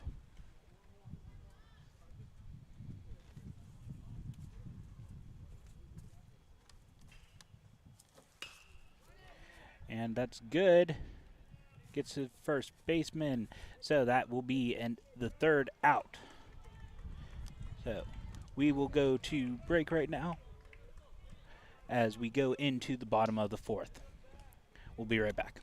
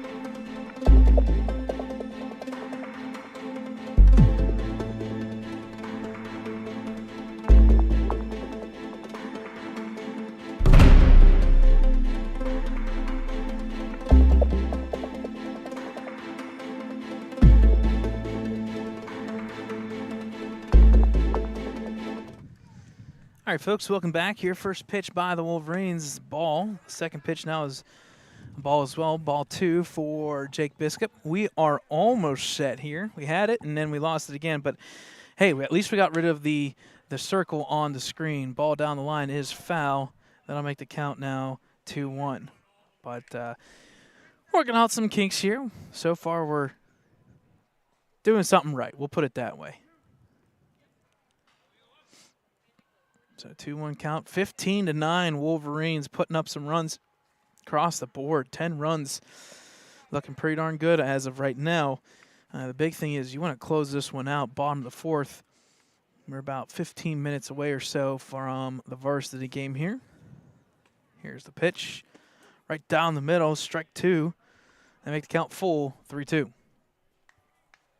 Between Dakota and I, we're working pretty hard here and trying to figure out resetting the GoPro camera, the side angle here. At least we have behind the home plate running as well. Here's the pitch, right down the middle, called, third strike. That is a strikeout for Biscup. One gone here, bottom of the fourth.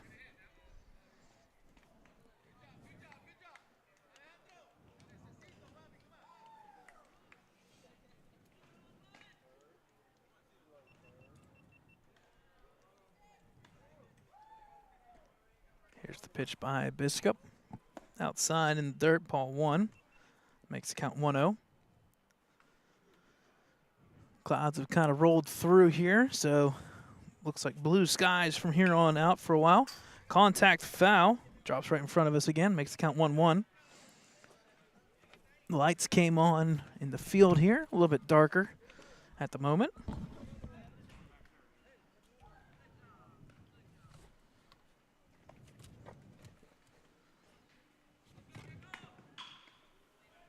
So count 1-1 so far.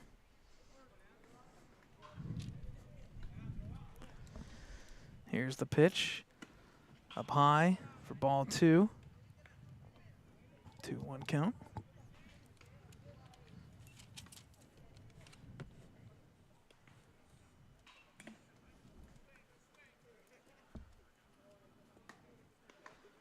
I think the pitch was fouled off here a little bit. Now make the count 2-2.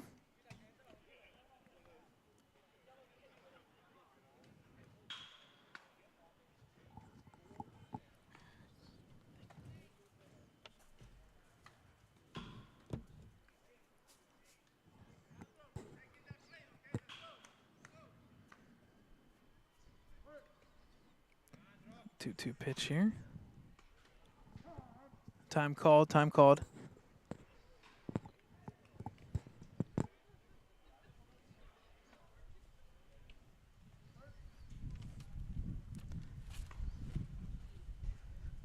Here's the pitch. Contact fouled once again, coming back. Strike 2 stays as is.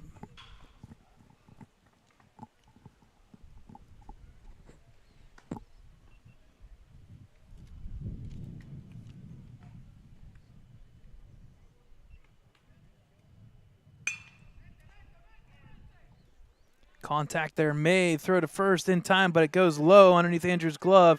I think this is going to be out of play. So Storm is going to get to second there on that play.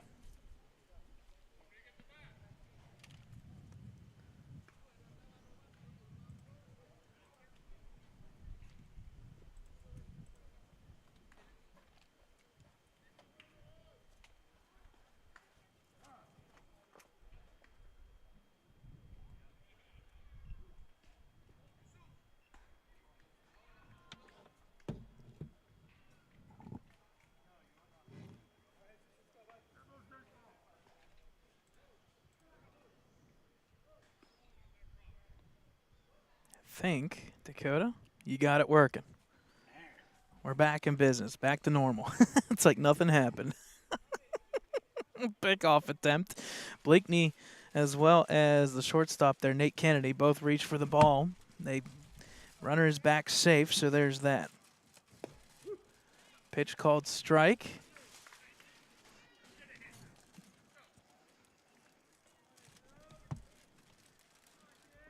Make the count 0-1. So for some reason, our GoPro is just not liking us today. I'm wondering as well. There are extra. You could try. You can try. If not, I do have another SD card. Yeah, there's also another SD card that we can run in there as well if need be. We'll see what we can get working here.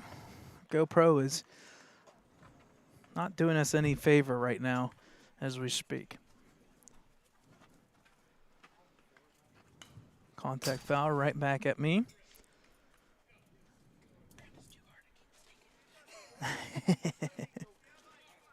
We'll be fine. Listen, it's between two fences. The only way it's going to go is it goes up. Yeah.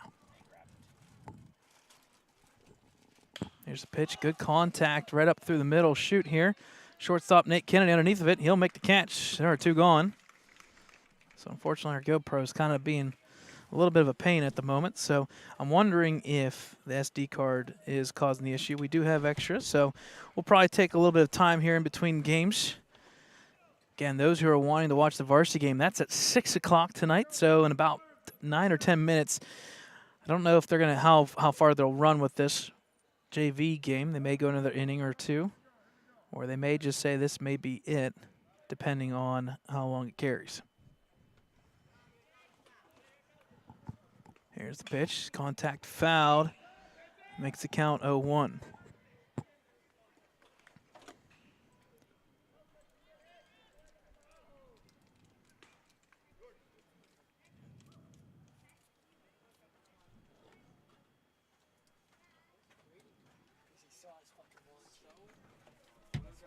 Here's the pitch. Just outside. That makes the count 1-1.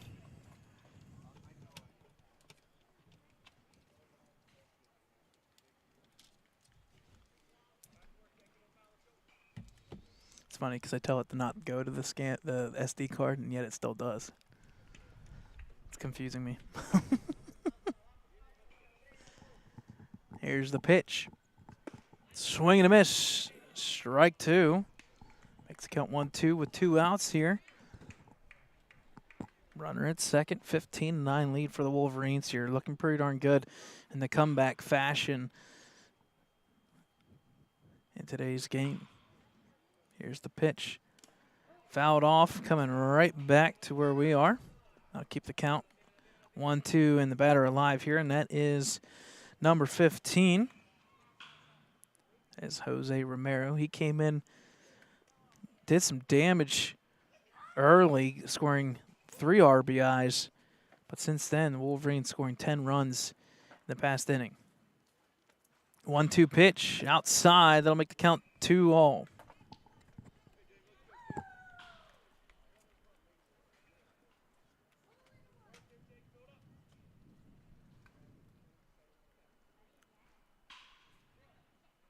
Swing and a miss. Strike 3 for number 25, Jake Biscup. He'll get through that inning. We'll head to the top of the 5th. We'll see how long we go here, but Wolverines get out of the jam. In fact, I think they're going to call it right there. Yes, they are. So they're officially going to call that the end of today's JV game. That'll make the score 15-9 in favor of the Wolverines. Folks, we'll take a timeout break here. We'll go to ads here. We'll let things roll through, and we'll get set up, ready to go for the varsity matchup. So, final score, JV Ellwood City 15, Celebration Storm 9. Stay with us, folks, for the start of the varsity matchup here in a couple minutes.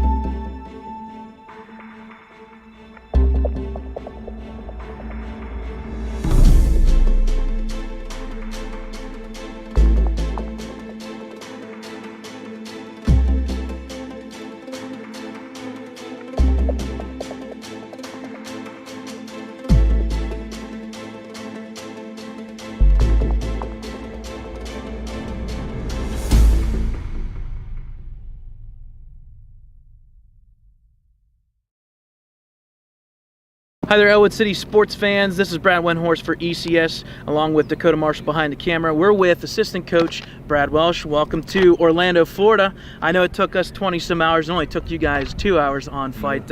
No issues with the fight at all, right? No, we were good. Good, perfect. Just keeping it brief here because I know you guys have a simulated game and practice going on. How long have you been coaching at Ellwood City-wise? About 10 years. Okay, about 10 years. Started with Jeff. Perfect. You started with Jeff Fodia, the coach before, Chris Wise.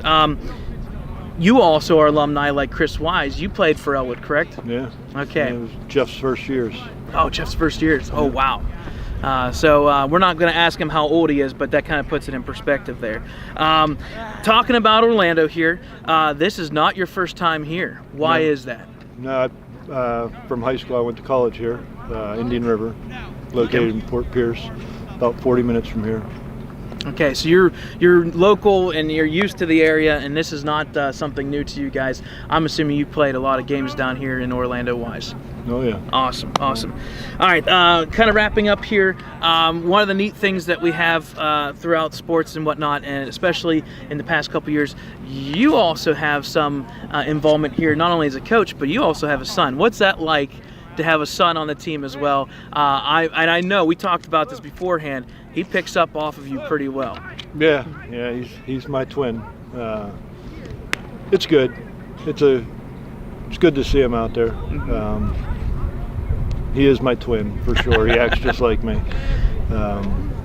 So I have a lot of fun with it. Good. He's like a little shadow to you guys and whatnot. So we do appreciate you taking the time here. Well, folks, again, our next game that we're going to live stream will be Monday. We'll be taking on Hopkins Hilltoppers live from Northeast Regional Park. Once again, for Ellwood City Sports, we're with assistant coach Brad Welsh.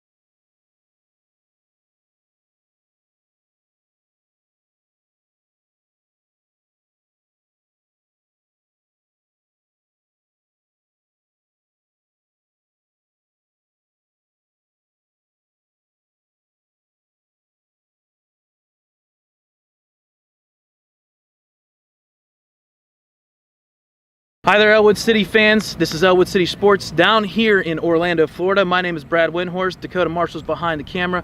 We're with head coach of Ellwood City Wolverines, Chris Wise. Chris, last year you guys went 8-11. You made playoffs, lost to a very good East Allegheny team.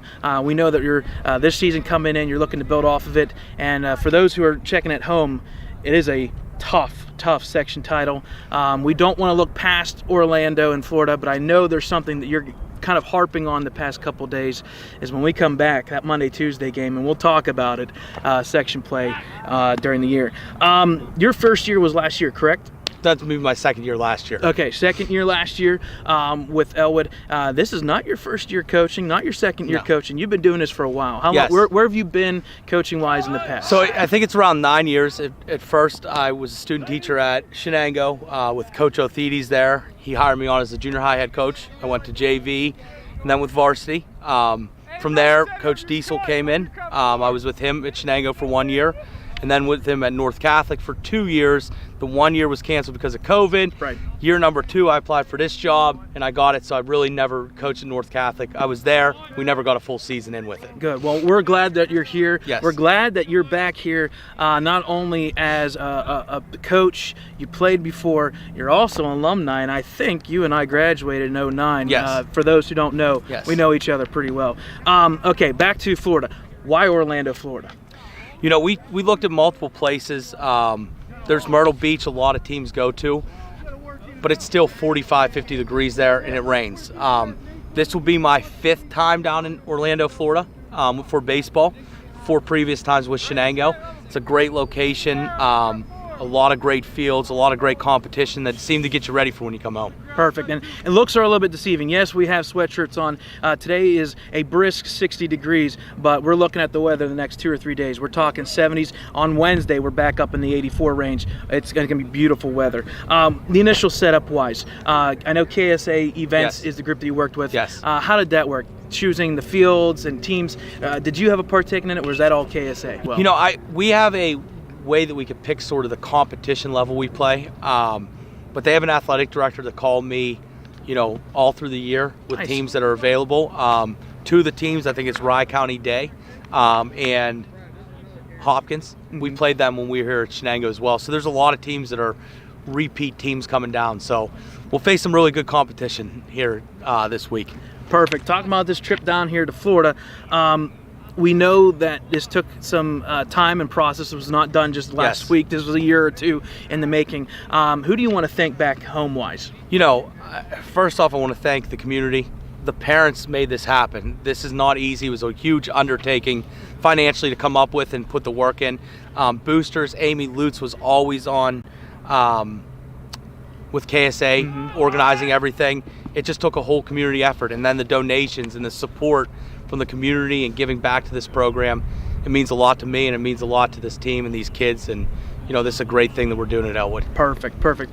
Speaking down here, you're down here till Wednesday and Thursday. You're gonna have a practice on Thursday and then head back home. What's the short-term goals here in Orlando? You know, I just talked to my parents back home, and they said it was 22 degrees and it's freezing. I mean, you know, I played in 2009, we were always in the gym. You really aren't getting better in the gym. The kids lose focus a little bit, and I don't blame them. Coaches lose focus in there. We just can't do anything back home. Right. We're able to have a full inter squad here, a full practice. We're going to have games. We don't have to worry about cancellations. We're just trying to get better. We just want to control the controllables and focus on us right now and get better for when we come home. Perfect. And we talked about it just recently. We're wrapping up here shortly with Cup questions. When we come back Monday and Tuesday, again, not going past Orlando, but Monday and Tuesday, you guys come back to Ellwood, barring weather and stuff like that. You guys got Riverside right off the bat. Yeah, that's a tough one. You know, I like to say coming in, the section's probably the best section in 1 through 6A. We agree. You have coaches that have won the highest level. Johnny Calero is well respected around the area. He's going to have his guys ready. Dan's won 6 million games. They're going to be loaded. Honestly, between those 2 teams, you're looking at 1 and 2 in the state. Larry Kelly does a great job at Shenango with those kids. You got Nicky Mariano, who made a Whitfield title run last year with Mohawk, who's going to be good. You know, Quaker Valley is going to be good, a 4A team coming down. And then Beaver Falls is going to get stronger. They have a lot of kids out, and couple Ellwood guys and a guy that I know are coach of the team. They're going to do a great job there. Yeah, and we're talking about a section, folks, that are back in Ellwood. If not all, a good portion of them have been in the playoffs in the past 2 or 3 years. So really good, and we agree with you, Coach. Yeah. That section is by far the best. Last question here, wrapping up here, as you guys have simulated practice in the backfield, Yes. and I know teams are starting to come in to take their slot. Last thing we want to say, is there anybody you want to do a shout out at home, or anybody you want to thank personally, or a little thing for Ellwood City fans back home? Yeah, listen, first and foremost, from basketball last year and the 2 years ago to now, the support, the community for me, the support of the parents. I can't do this without support of parents. You can't. It's not an easy job for a lot of people. This is a privilege to coach here. It's a privilege to work with these kids and the parents. And I have to give a shout out to my wife Gabby and my son Grayson and Gino back home. I miss you. Without them, I can't do this. Right. Without her support, I can't do Absolutely. this, and I get the support every day at home to come work with these kids, and hopefully one day someone puts this time in with my kids coming up through the system. Right. And tradition starts here. We talk about a family engagement, and you can see, folks, there's a lot of parts that came into play to make this happen. Folks, once again, head coach Chris Wise for Ellwood City Wolverines. Next game will be, or our first live game here down in Orlando will be Monday. Both teams play Hopkins Hilltoppers from New Haven, Connecticut. For Ellwood City Sports, I'm Brad Windhorse. Let's go Blue.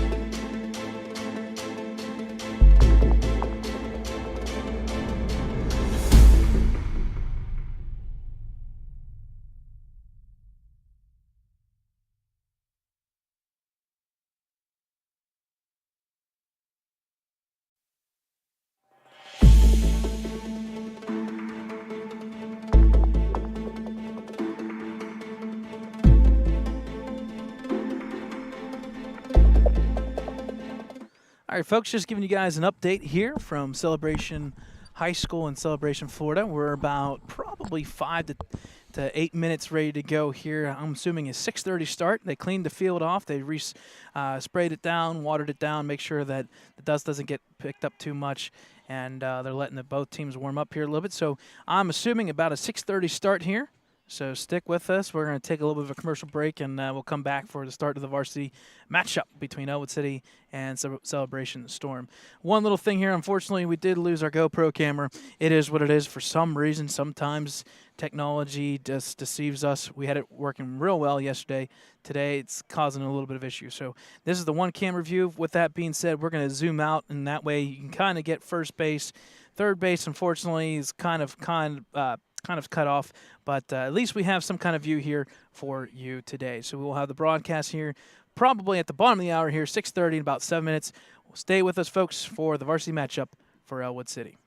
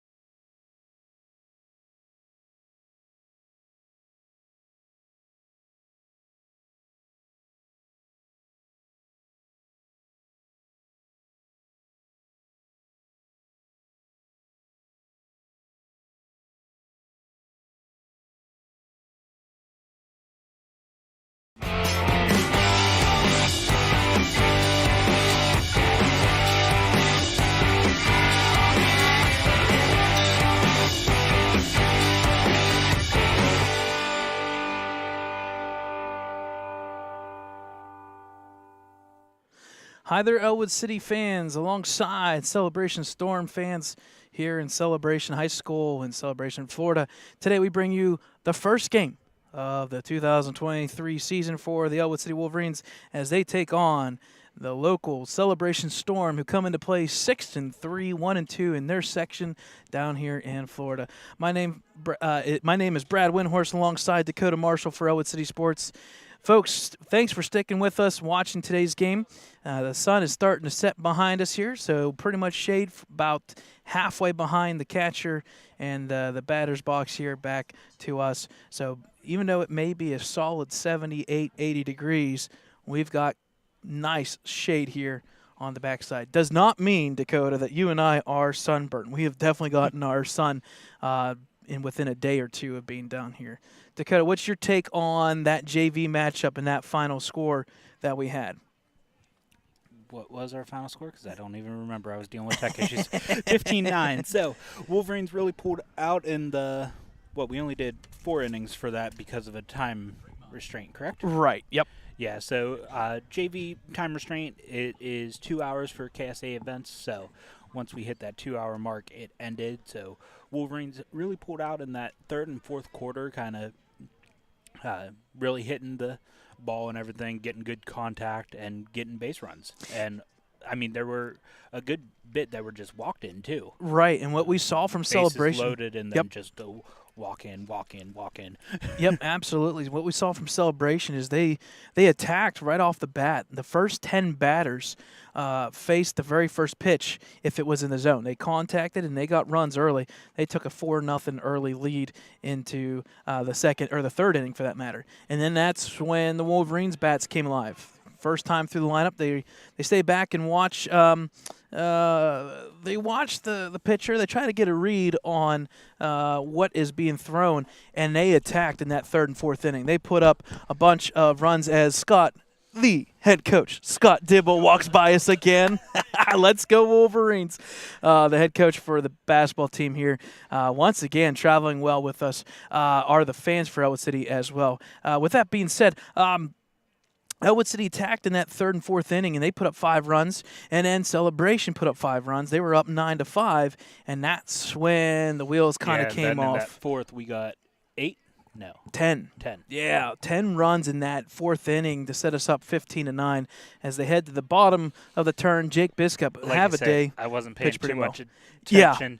Yeah. We were having some serious tech issues towards the end of that JV game. So, as Brad mentioned before this, we do only have the one camera angle right now just because the GoPro decided it didn't want to work with us anymore. So, just the one camera angle. So, unfortunately, the third base line is out of angle, but you get at least the rest of the infield in and kind of can distantly see the outfield for it. So we are Ellwood City Sports. You can find us on YouTube by searching Ellwood City Wolverines. Make sure to subscribe and hit that bell whenever you do, so that way you get notified every single time we go live, as well as follow us on Facebook, Twitter at EC_Wolverines, and check out our website, www.ecwolverines.com. Nice. Good stuff there, Dakota. Hey, we got an alert. I know Thad was watching the game. I was also tuned in on Game Changer. We officially have a final score.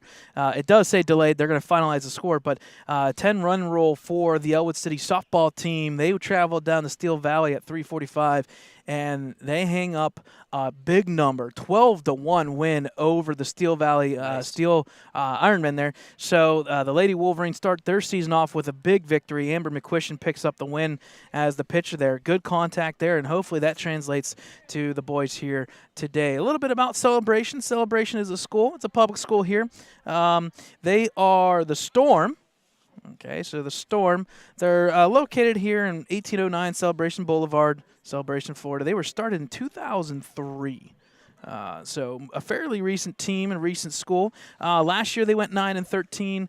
Not the best of seasons per se, but I do know that their coaches told us that they're looking forward to a bunch of the seniors coming through now this year. And it's just kind of the same thing for the Wolverines. They're a young team, but they're looking for some seniors to come through and put up some numbers for the Wolverines, specifically Nick Magnifico and the gang. And you saw them all. Chase Wilson's on there, Ryan Welsh, Zach Wiley, Luke Wadding, and who I'm missing one.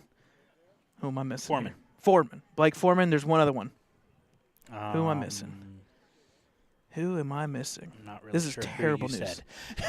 But anywho, they're up on our screen. We're going to do a spotlight for the seniors down here. We're going to try and do some interviews. If not, we'll try to get some audio and some pictures from the seniors down here. But the umpires and the coaches are meeting up here. We got the lineups here, starting lineups across the board. We'll start with Celebration Storm. They're leading off with Hernandez at shortstop, Alentero at left field, Rivera center field, Bergeron first base, Yanez at catcher, Leon second base, Velez third base, Fossbinder at right field, and on the mound will be Santiago Gonzalez for the Celebration Storm. One of the things that we always try to do is spotlight each team, so we'll try to be unbiased as we can, but we do apologize. Pronunciations are not my go-to thing. We're going to try our best.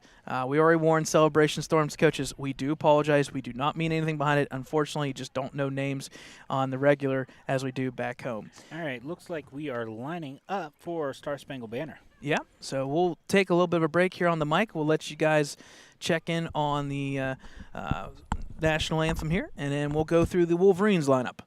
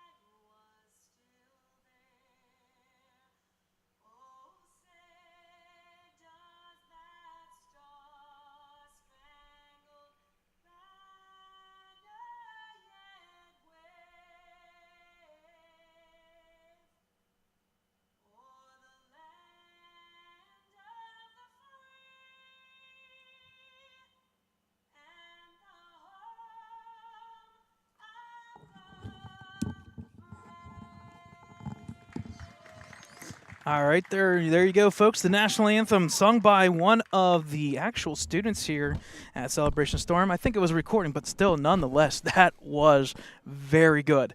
So the starting lineups now. The lineup for the Wolverines. Starting us off will be Isaiah Lutz at shortstop, Jordan Keller at second base, Joseph Roth first base. Playing center field will be Nick Magnifico. Catching on tonight's game is going to be Ryan Widmeyer. The DH for Widmeyer is Chase Wilson. Pitching on the mound for the Wolverines will be Will Nardone. Right field is Ryan Welsh. Third base is Aaron Lake. And finally, left field is Jake Biskup.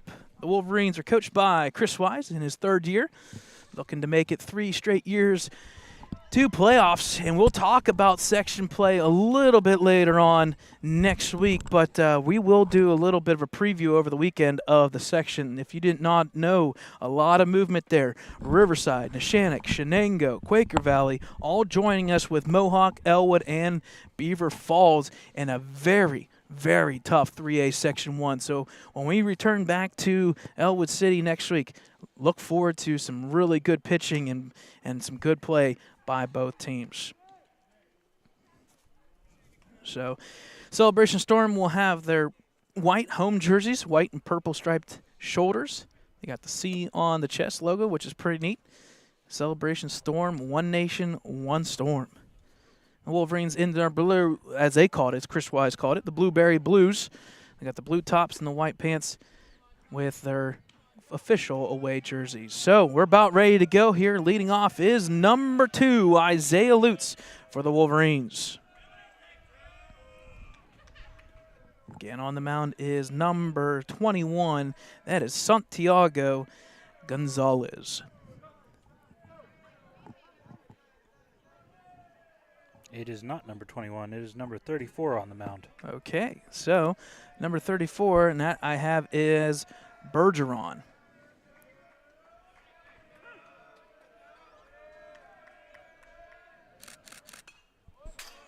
There's the foul ball straight back at us, so we're going to have to make a quick change here. We'll make Bergeron the pitcher. We'll have to do some damage control already, as that was the lineup card that we were given. So the first pitch there was a foul ball, and that'll make the count 0-1. Second pitch here, contact going to the right side here in play. It's going to be caught there at first base for the first out by number 2 at first base. Foul ball.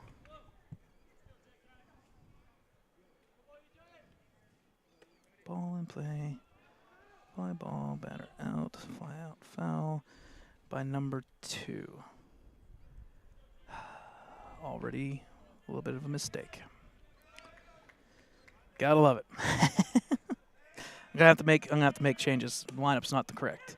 First pitch there to the second batter here is a strike right down the middle.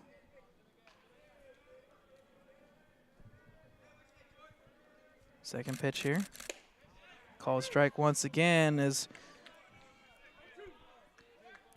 pitcher gets ahead 0-2.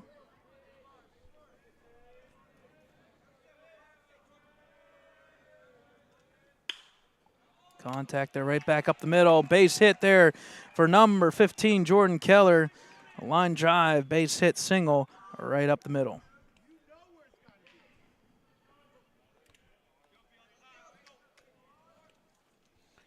Next up for the Wolverines, number 34, Joseph Roth.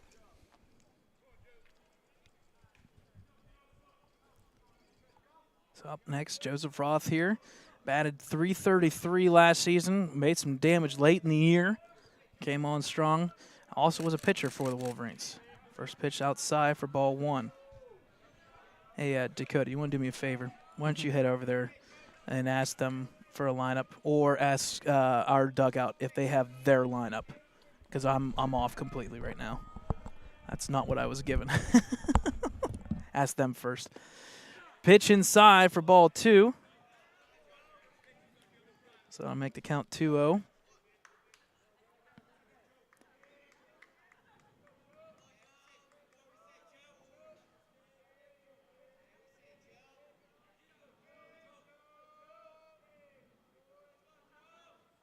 Contact there, fouled off by Joseph Roth. That'll be strike 1, 2-1 count.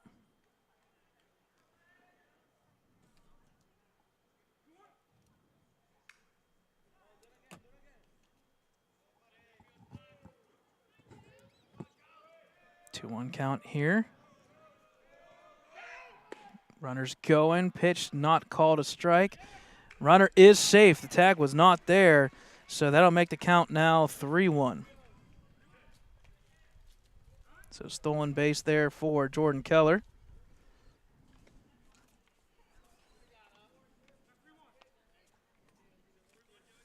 That's more like it. So we're going to have to do some adjustments here. Thank you, Dakota Marshall, for getting us the correct lineup. That's not the one I was given. Yeah, if you wouldn't mind, go ahead and take a picture. We'll write it down first. They can do without for an inning. Ball 4 there, and that'll be a walk for Joseph Roth. So the Wolverines starting off here early, first and second, with only 1 out.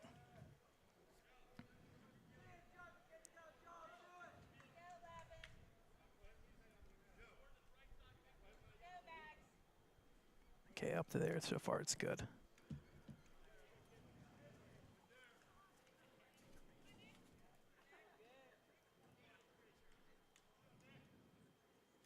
Pitch their foul straight back to us for strike one. And this is number 11, Nick Magnifico.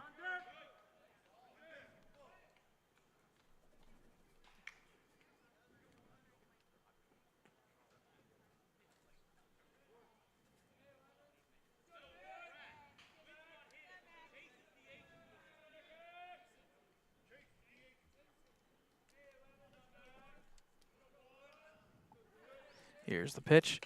Contact there in play. It's going to stay. Nope, it's going to be foul ball. So down the line there, foul. That'll make the count 0-2 on Magnifico.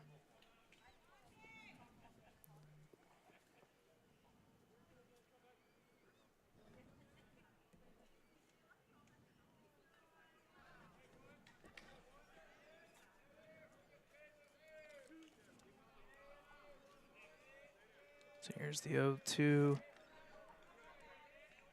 pitch coming up.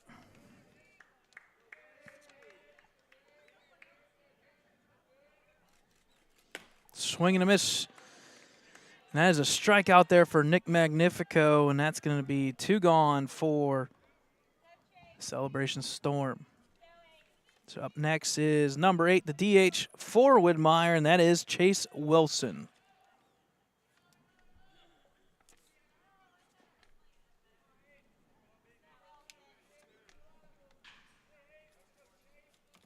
So here's the first pitch. Down and outside for ball 1.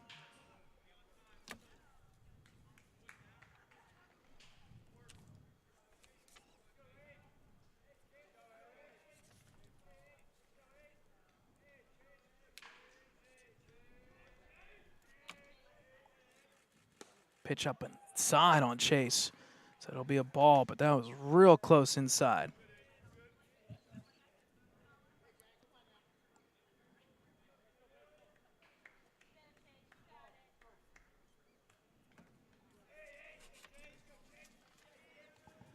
Here's the 2-0 pitch.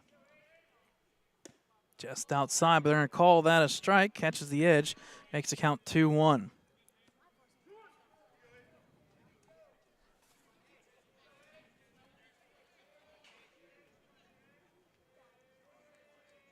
Two-one pitch here, coming up.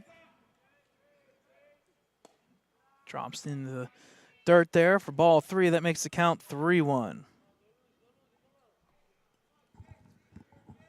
That'll give the advantage here to Chase Wilson. Good at bat here so far.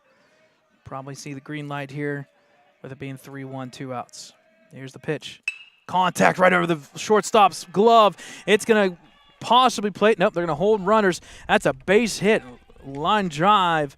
Base hit, bases loaded for the Wolverines. Chase Wilson.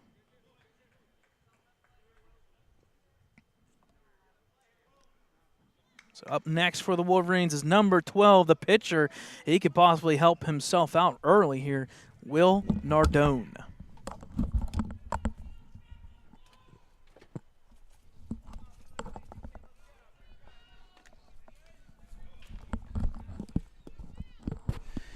Sorry, needed to switch sides for this one. Yep, first pitch there in the dirt for ball 1. This time blocks my shot a little bit from over there. Perfectly fine. As you can tell, the sun is just starting to set here. Still out, 6:46 p.m. here, local time. 1-0 pitch, down in the dirt area again. That makes the count 2-0 in favor of the Wolverines. Will Nardone up 2-0.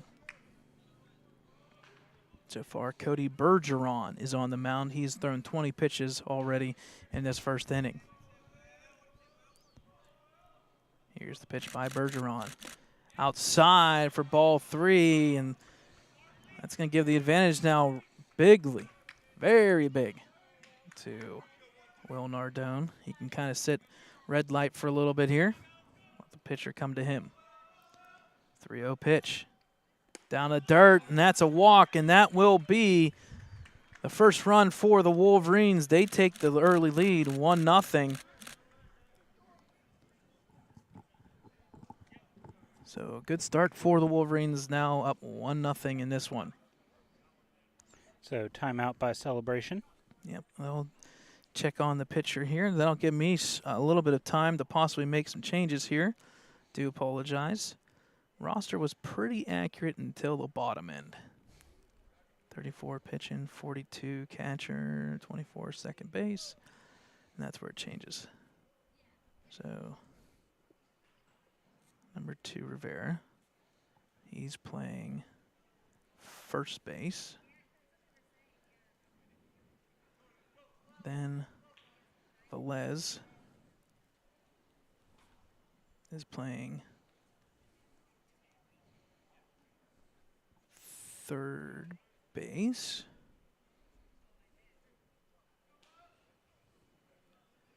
And instead of Gonzalez, it is Fossbinder in. Well, there we go. Now we're good. Now we're solid. I think we should be good now. We'll keep a track on it. The bottom 3 individuals were just different. It just is what it is. Hey, welcome to high school baseball, where the only thing that counts are the runs. And the good ones. It's 6 o'clock. Here's the pitch by Bergeron. Down low in the dirt. Ball 1. So Brady Welsh. Ryan Welsh, the other Welsh, is ahead 1-0. Here's the 1-0 pitch. Outside, ball 2.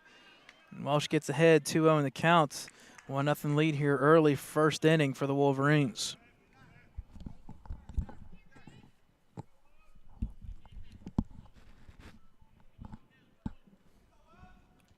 Pitch. Green light is on. Down in the dirt once again. That makes the count 3-0. And Bergeron started off strong with that first out, and then recently has gone cold already. 25 pitches thrown already. So now it's red light. Sit back and wait for the pitcher. 3-0 count.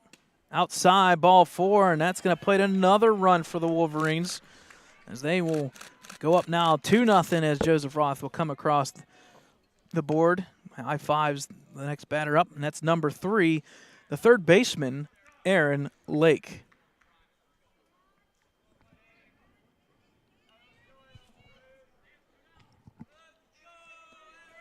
It's a good start for the Wolverines, already up 2-0.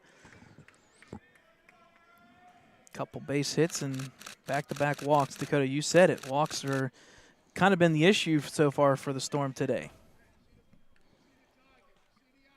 First pitch comes across as a strike.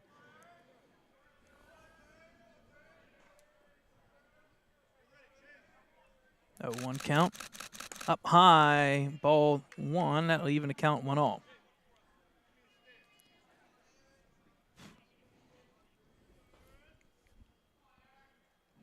Wilson at third, Nardone at second, Welsh at first. Contact right up the middle, struck hard. It's going to stay up long enough for the center fielder, but he'll make the catch. That will end the inning. After the top of the inning, 2-0 Wolverines. We'll take a timeout, and we'll go to the bottom of the first.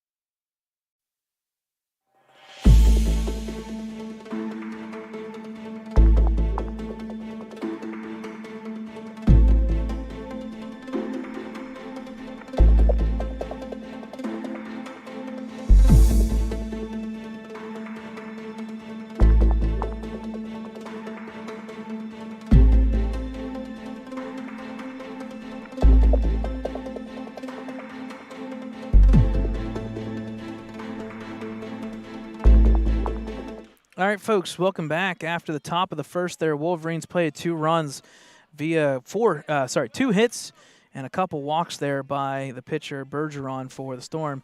Up next now at the bottom of the first, his turn, Will Nardone is on the mound. And up first is number 3, Alejandro Hernandez, the shortstop. First pitch contact is fouled off. That'll make the count 0-1 in favor of Nardone, as we officially have the first pitch of the Wolverines' 23 season.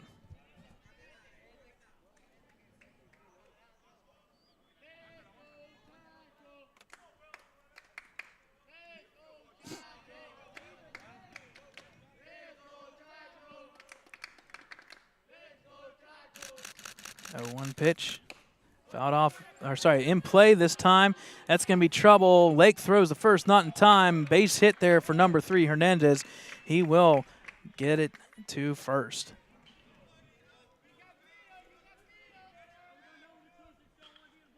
So good start there by Hernandez getting on at first base. So up next is number 5, the left fielder, Javier Alcantara.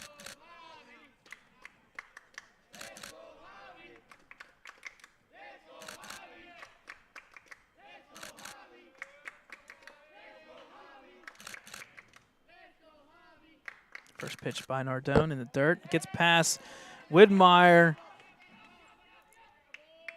And that's going to be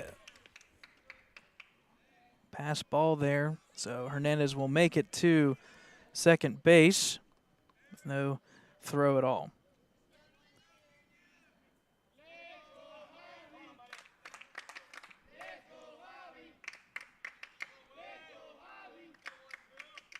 One-0 count thrown. Inside for ball 2. Makes count 2-0 as Hernandez is at second base.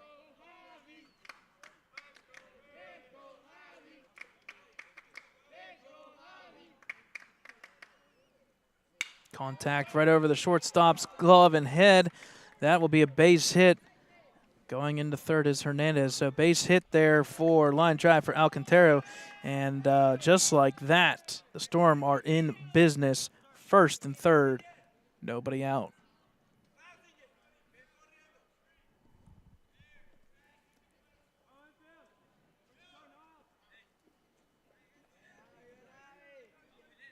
So we have a courtesy runner from the looks of it for Alcantara. Oh, sorry to check that. My apologies. Nope, he was just coming to get stuff. Yep, just coming to get stuff. So up next for the Storm is number 10, the center fielder, Sebastian Rivera.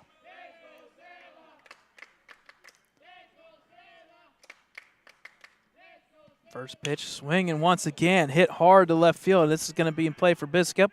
He'll make the catch. He's going to throw to second to the cutoff. Run will score, and that will be the first out for the Wolverines, but the run does come across, makes the score now 2-1.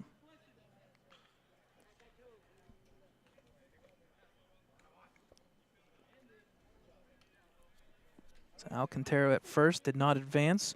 The run comes through, and that's Hernandez. They'll make the score 2-1 with 1 out.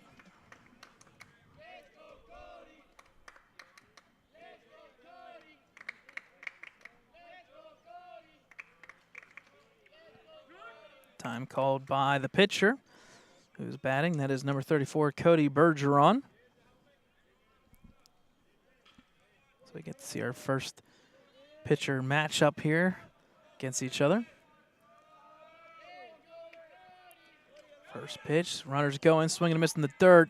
Runner will take second. That'll make the count 0-1. So stolen base there for Alcantara.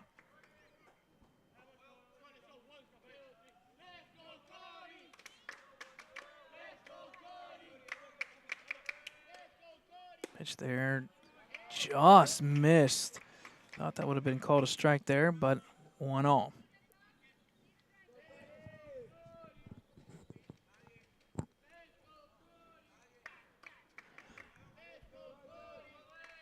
One count. Swing fouled off there.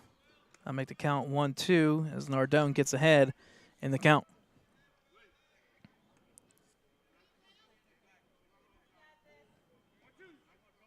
Nardone, one of the talented players coming over from basketball. We've got at least 6 of them on the team that switched over from basketball into baseball season. Pitch outside for ball. Again, folks who are just joining us, the Wolverines, ladies Wolverines, softball team were victorious today in 5 innings, 12-1 win over Steel Valley. Boys are looking to match that as well. Contact right up the middle, up the chute. Magnifico is going to run underneath of it. He'll make the catch. There's one out there.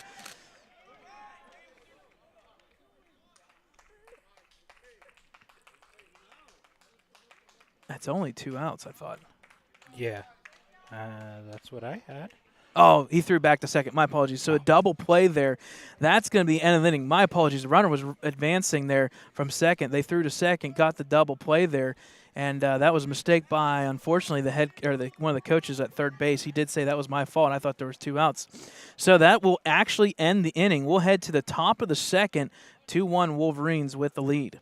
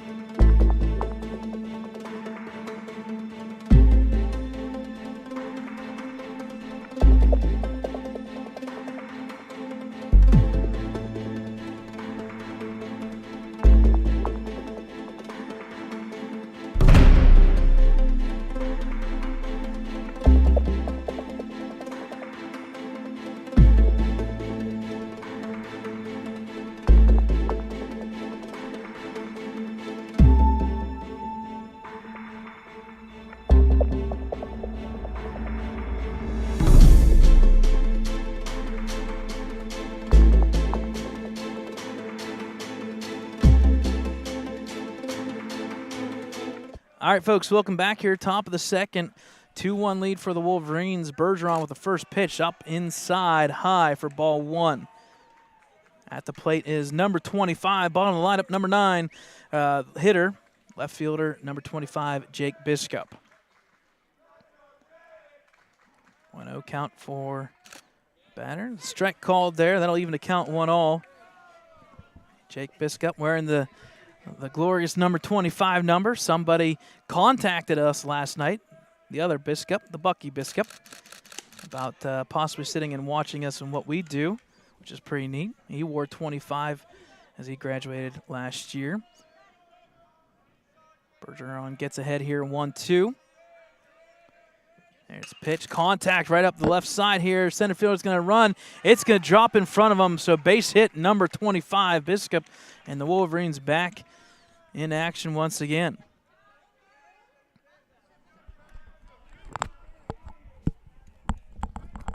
So we head back to the top of the lineup here As number 2, Isaiah Lutz, comes up to the plate.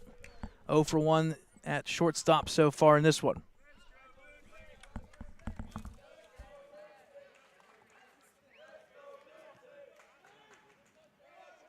First pitch here, down low and ground. Ball 1.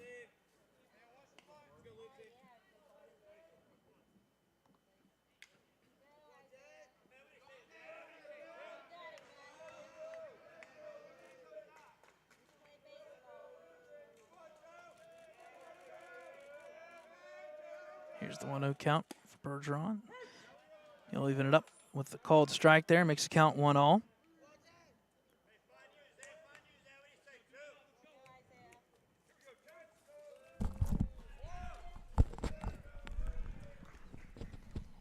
One count for Bergeron behind there. Bunt take there by Isaiah Lutz. He may beat this out. Throw is dropped at first. He'll beat it out.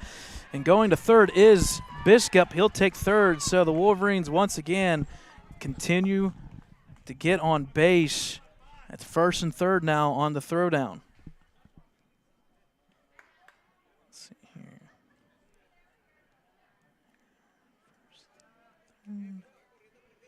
Here's on first base.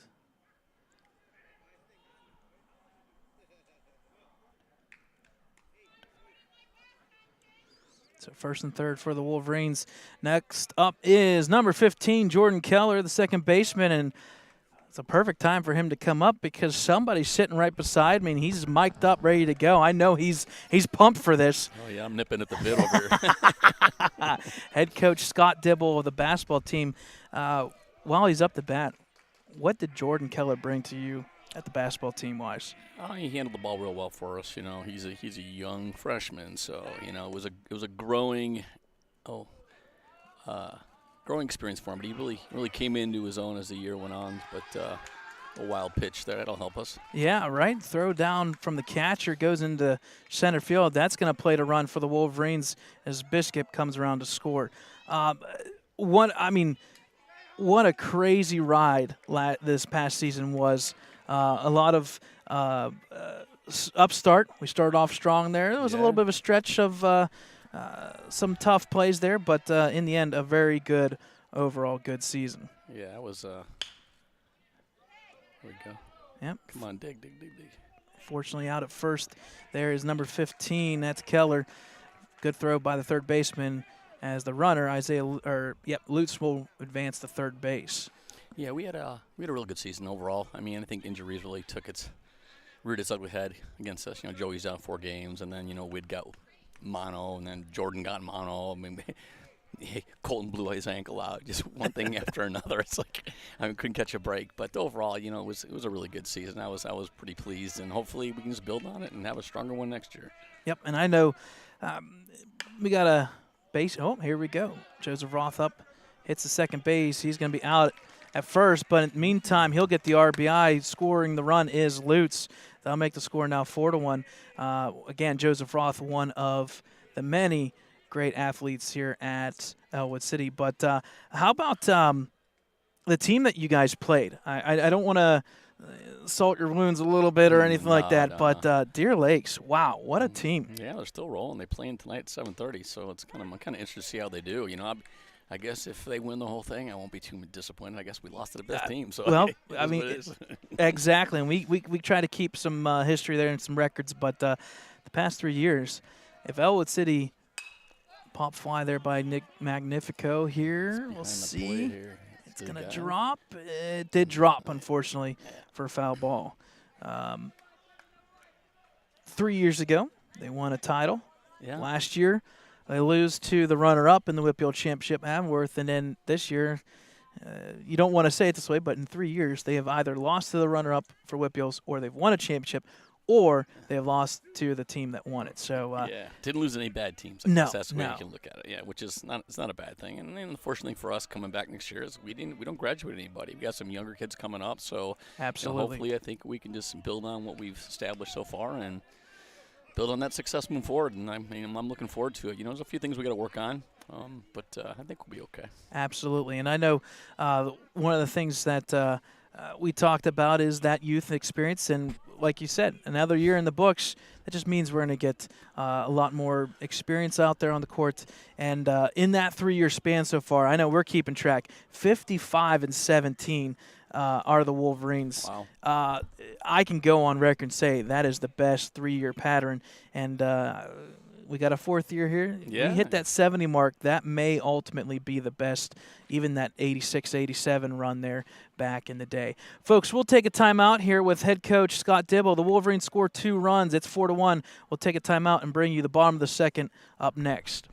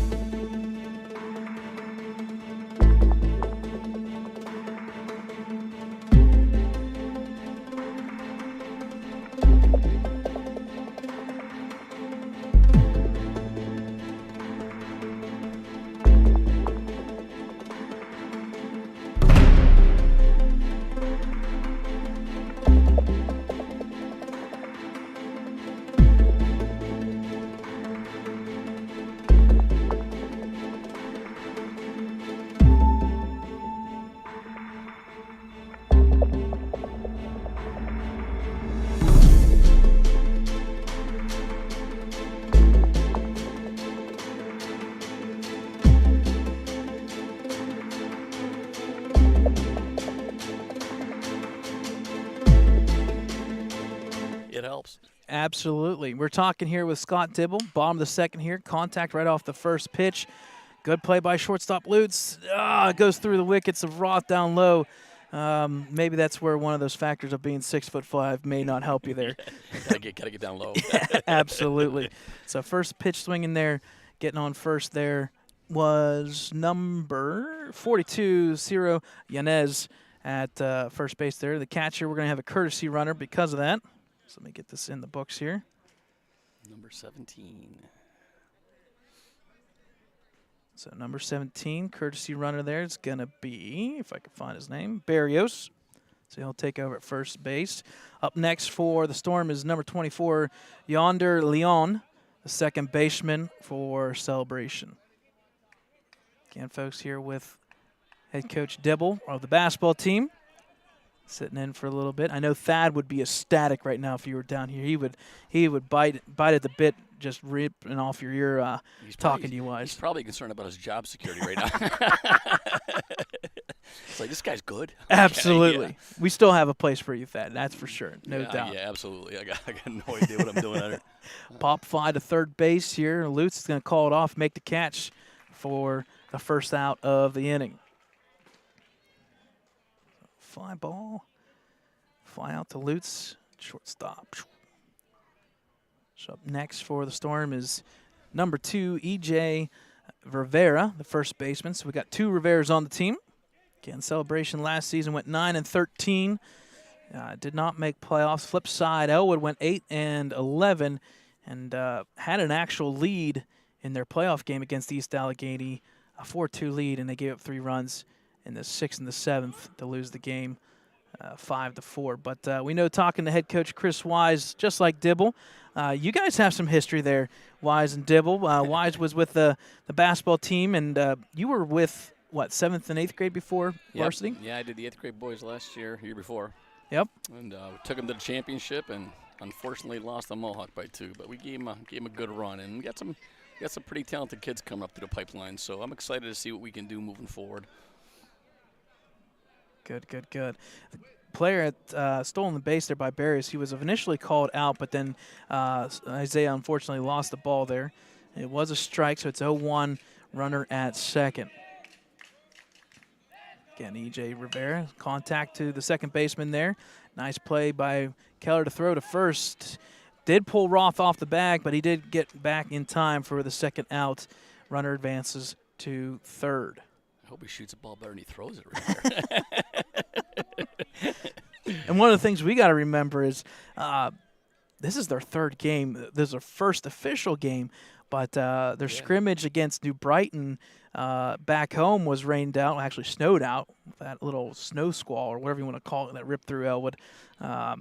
delayed that one. We did get Seton LaSalle in the books, although that was a nice, beautiful day. The next day it was back down to 30 degrees. These Wolverines did play yesterday against Hopkins Hilltoppers from New Haven, Connecticut. They did win that one pretty easily, 10-2. So this is their official first game of the year, and that's why we're doing stats behind home plate. It's nice to watch baseball in the mid-70s instead of the mid-40s. Absolutely.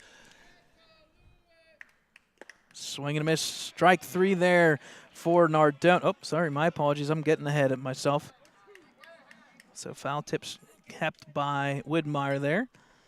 Another one of the basketball players. I believe there's 6 officially on this baseball team. Yeah, we got a bunch of them, don't we? Yeah, right? Got Aaron Lake out there. You got Lake, Keller, Roth, Nardone, Widmeyer, Foreman back at home. Flumer's here, too. Flumer's here. You got the whole list. There's at least my. 6 of them out there. Yes, sir. So 1-2 pitch, 2 outs here for the Wolverines. Runner at third. Pitch almost drops in. No call at home. That'll make the count even 2-2. Deuces wild. It was a nice pitch. It was. It curled right in there, dropped in. It's a big pitch here coming up for Nardone. Contact to the right side. Is it going to hang up? It is foul. Just barely a couple feet there. So it rolls in there to right field, Ryan Welsh. I'll keep the count 2-2.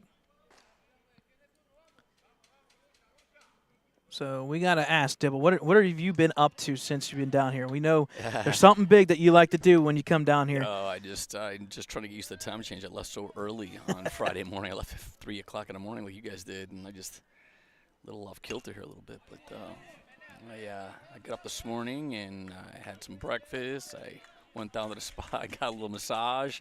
Went out to the golf course, played a little golf today, and then I swung over here, and here I am watching the boys knocking around. So it's been a great day, a lot of fun, and it's nice to get a little sunshine and relaxation for sure. Absolutely. We appreciate you. Like you said, one of the things is trying to get you trying to promote players across the board, not only for basketball, but every single sport that they play. Oh. Yeah, how about that? Widmeyer back to Nardone, and Nardone quickly throws over to third base, gets the out. That'll end the second inning here. We'll take a timeout. Wolverines up 4-1, headed to the third here with head coach Scott Dibble. That was a great play.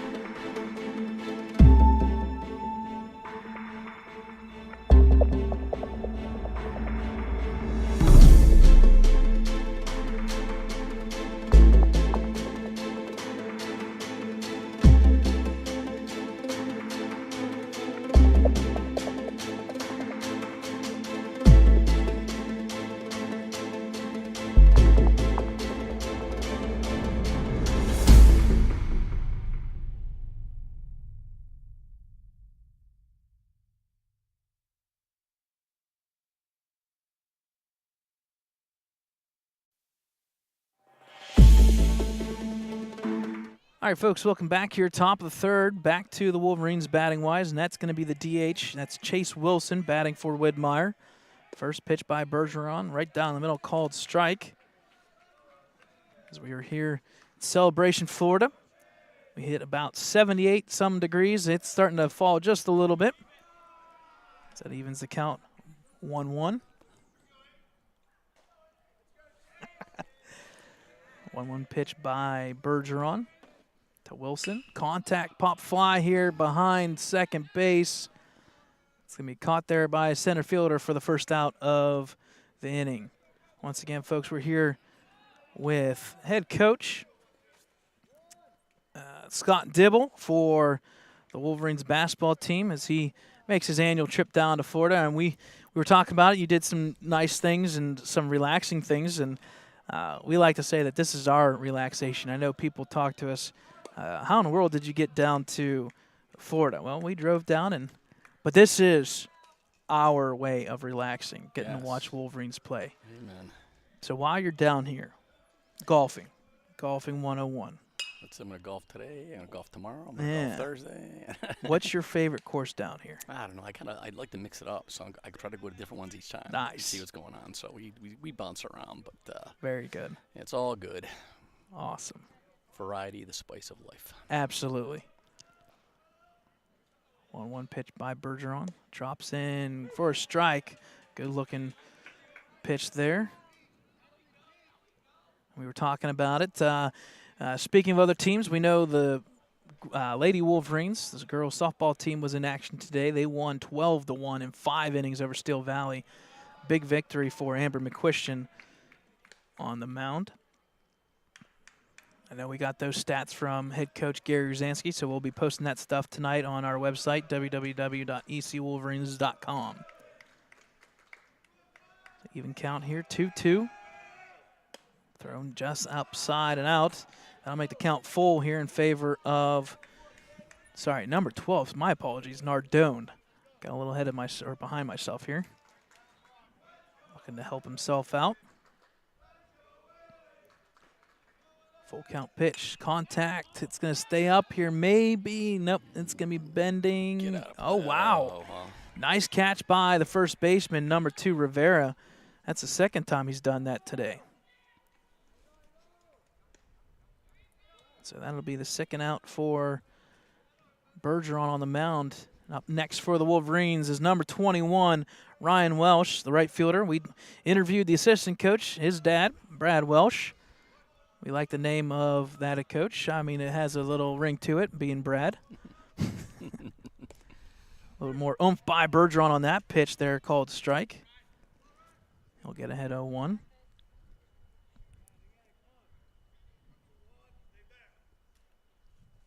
Ooh, nasty drop there on that pitch. Swing and a miss. That'll make the count 0-2. So these Wolverines were all over the place. They were at Dr. Phillips High School, then Northeast Regional Park yesterday. Now here in Celebration. Ball outside for ball 1. Good hustle here by Lake and company.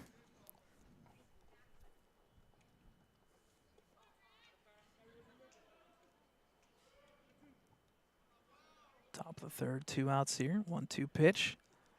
Drops in right down the middle. Quick inning for Bergeron on the mound. He's fighting back. We'll take a break. Bottom of the third. Wolverines up by 3. That was a nice off speed.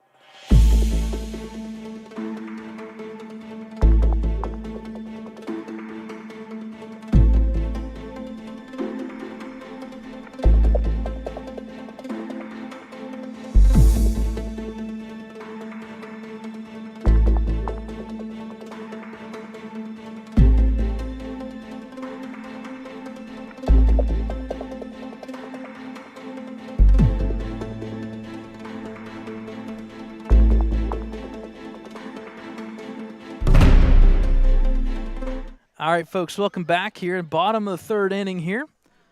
Nardone's on the mound here, pitching for the Wolverines. Up next for the Storm is number 22, Luis Velez, third baseman there. As he gets ahead is Nardone, called strike, 0-1.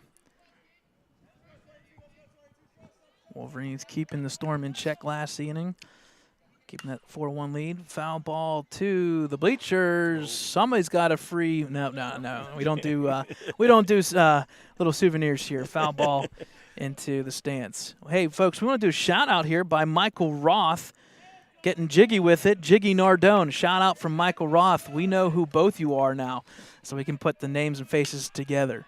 Contact to the right side to Ryan Welch. He'll have to come in. He misjudged it. It falls for base hit here for number 22, Velez. He'll round to second base. So unfortunately, misplayed ball by Welch in right field. It'll be a base hit for Velez at second.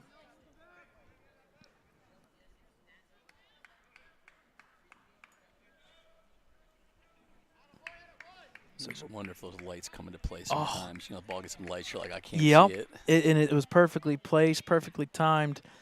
You could see that he started to get a judge on it, and then all of a sudden it changed directions on him. Yeah, it was fading away. So up next, number 14, Sean Fossbinder, the right fielder. As we're about ready to turn back to the top of the lineup for the Storm. Nobody out, runner at second. There's a pitch, contact this time out of play. Nardone will get ahead 0-1. We can officially go on the record saying that our Gator count is still 1, that being the actual John Deere Gator. So for the folks, I know there was a couple people when I made that post, people were freaking out like, oh, eyeballs, like, oh, what's going on? No. There are Gators in Florida. Just they're more afraid of us than not. They're especially afraid of a Wolverine, that's for sure. Pitch there outside for ball 1. That'll even the count 1-1. I went up to the snack bar, like I was telling him, I asked him about gators. Like, I wouldn't worry about gators. There's snakes everywhere. I was like, that I agree with. Yeah, I was like, okay. I would be more afraid of snake because they come up behind you and, well, literally bite you. Yeah, we don't want none of that. Contact there to the shortstop. Nice catch there. Did they call it out? Yes, they did. So on the play there, good catch by Isaiah Lutz at second. 1 gone.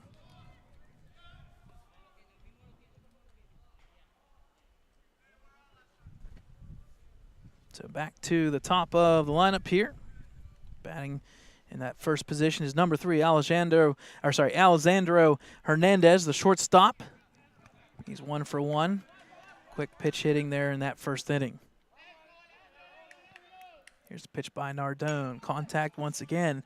The fence is getting a lot of love today. Foul ball, strike 1 for Nardone.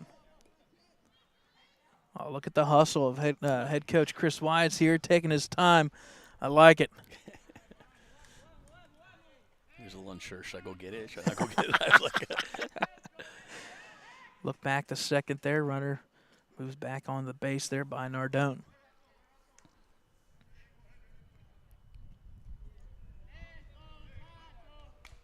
Oh, 1 pitch down in the dirt. Good stop there by Widmeyer. Nobody advances. Kind of looking at our Ellwood fans all wrapped up in blankets up there. I'm like, we're in Florida, man. I know the sun's going down a little bit, but it's still got to be mid-60s. We had a couple fans yesterday talking about us rolling in early in the morning for that 10:15 start, and they're all like, sweatshirts and hoodies. They're all like, man, this is cool. And I'm like, dude, this is great weather. Right? Catch some sun. Liner right past the first base coach. Woo! He did some his own little jiggy to there to get out of that one. Foul ball makes the count 1-2. Again, folks, with head coach Scott Dibble of the basketball team here down in Florida. Beautiful, beautiful weather. We had to put the canopy up for maybe 2 minutes so far of time. There was a little bit of a rain cloud during that JV game. It started sprinkling just a bit. 1-2 pitch for Nardone. Nice standoff here. I don't think anybody's going to move. No, there we go. Right down the middle. Strike 3 call. One of the strikeouts for Will Nardone. Hernandez didn't like that call. No, he did not. He's walking away shaking his head. Absolutely. So up next for celebration is number 5, Javier Alcantara, left fielder for the Storm. 1 for 1 as well. 2 outs up on the board. Contact there. It's going to drop up over second base. Welsh does get it into Roth. Cut off, throw home. Oh, Roth unfortunately bobbled it. It's going to come back. This is not a good play here for the Wolverines. Nardone picks it up, and they'll just hold the ball and eat it as the run will come across on the base hit and an unfortunate error there by Roth. Yeah, Joey bobbled that one right there. I think he would have had him too. Absolutely. It would have been real close. Yep.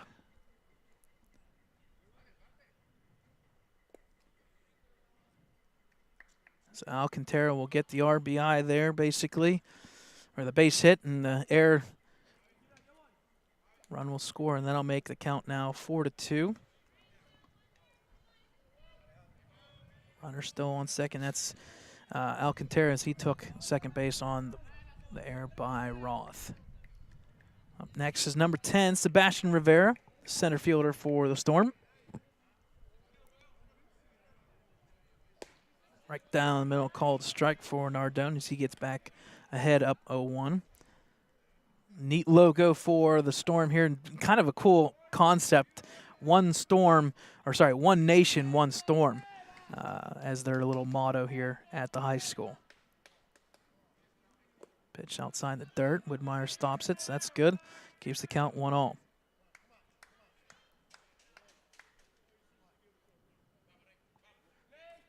Well, Nardone last year pitching very well for the Wolverines.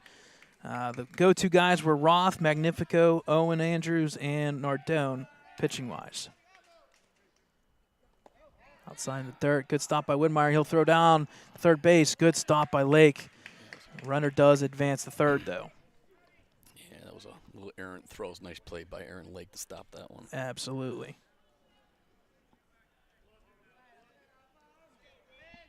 It's a big run there at third base for the Wolverines. They want to keep this 4-2 lead going into the fourth. 2-1 pitch. Good contact this time, though, out of play once again. This right side is getting a lot of those balls. Those balls are gone forever. Yeah. So that'll make the count 2-2. Deuce is wild. 2 balls, 2 strikes, 2 outs. Gotta love the celebration bench here. Very vocal all game long so far. Contact right past Nardone. Woof! That will be a run. Good contact by number 10, Sebastian Rivera. That'll make the score now 4-3. That almost took Willie Nardone's yes, head off. Yes, it did. My goodness. I've seen those in the major leagues when those line drives, you see those guys getting ahead. I mean, it was right by his ear. Yes. I was like, oh. And you could tell he kind of stayed down on the ground just a little bit. It was like, woof. Deep breath. A little bit of a breath there, yep. Regroup. So scored now 4-3. Storm scoring 2 in this inning, 1 on an air and 1 hit right back past the pitcher. Contact there, right to the right side this time. It was a hit and run. He'll go into third. Good throw from Welsh, but not in time. First and third now for the Storm.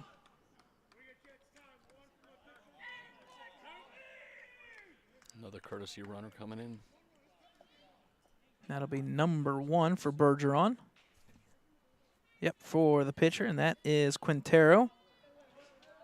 It's a good contact there by Bergeron, kind of helping himself out. First and third, 2 outs.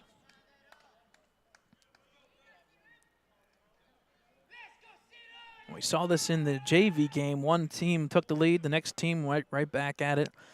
There was a sequence there where the Wolverines scored 5 runs to take a 5-4 lead, and then all of a sudden 5 more runs right back at you by the Storm in that one. So runners first and third here.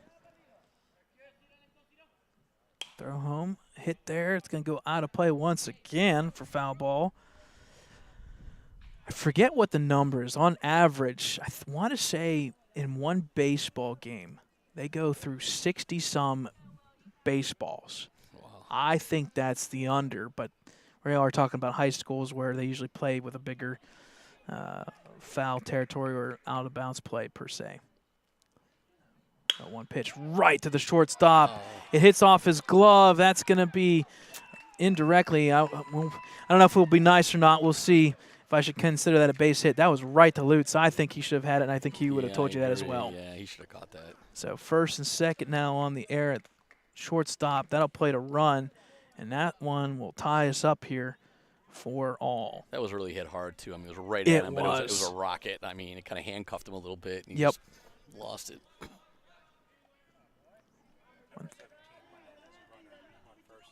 Okay, so courtesy runner for Yanez. Make sure here. Yep, the catcher, courtesy runner. You said 17? Perfect. So Barrios. Yep, we're good. Okay. So first pitch was a ball. Makes the count 1-0 in favor of number 24, Yonder Leon, the second baseman. Contact there. A little blooper to shortstop. Lutz will throw to second. He'll get the force out there to end the inning, but not before the Storm score a couple runs. We'll head to the top of the fourth. It's a 4-4 ball game.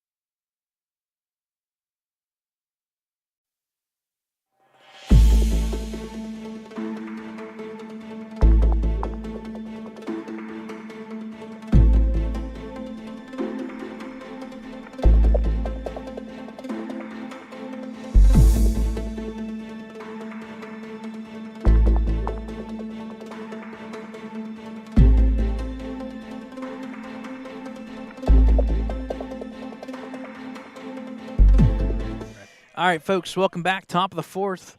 First pitch there called strike there for the pitcher. That's number 34 still, and that is Bergeron. Cody Bergeron helped himself out with a base hit last inning. Swing and a miss there by Aaron Lake. Makes the count 0-2. What was that? 3 runs there in that inning for the Storm to make this game even 4 apiece. Strike right down the middle. My goodness. Bergeron comes out and have a day right down the middle, called third strike. Made quick work of Aaron Lake. Next up for the Wolverines is number 25, the left fielder, Jake Biscup. So we'll see what Jake can do here. He was 1 for 1 so far in this game. He helped bat around one of those runs in the first inning or second inning. First pitch called strike. Bergeron. 0-1. Yeah. Bergeron, I think, probably had a good talking to and said, hey, look, come out here. Let's get back at him. So far, man, 4 pitches in, he's looking pretty darn good.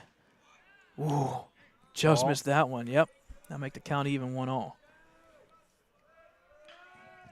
So we want to say thanks to head coach Scott Dibble of the basketball team for Ellwood City.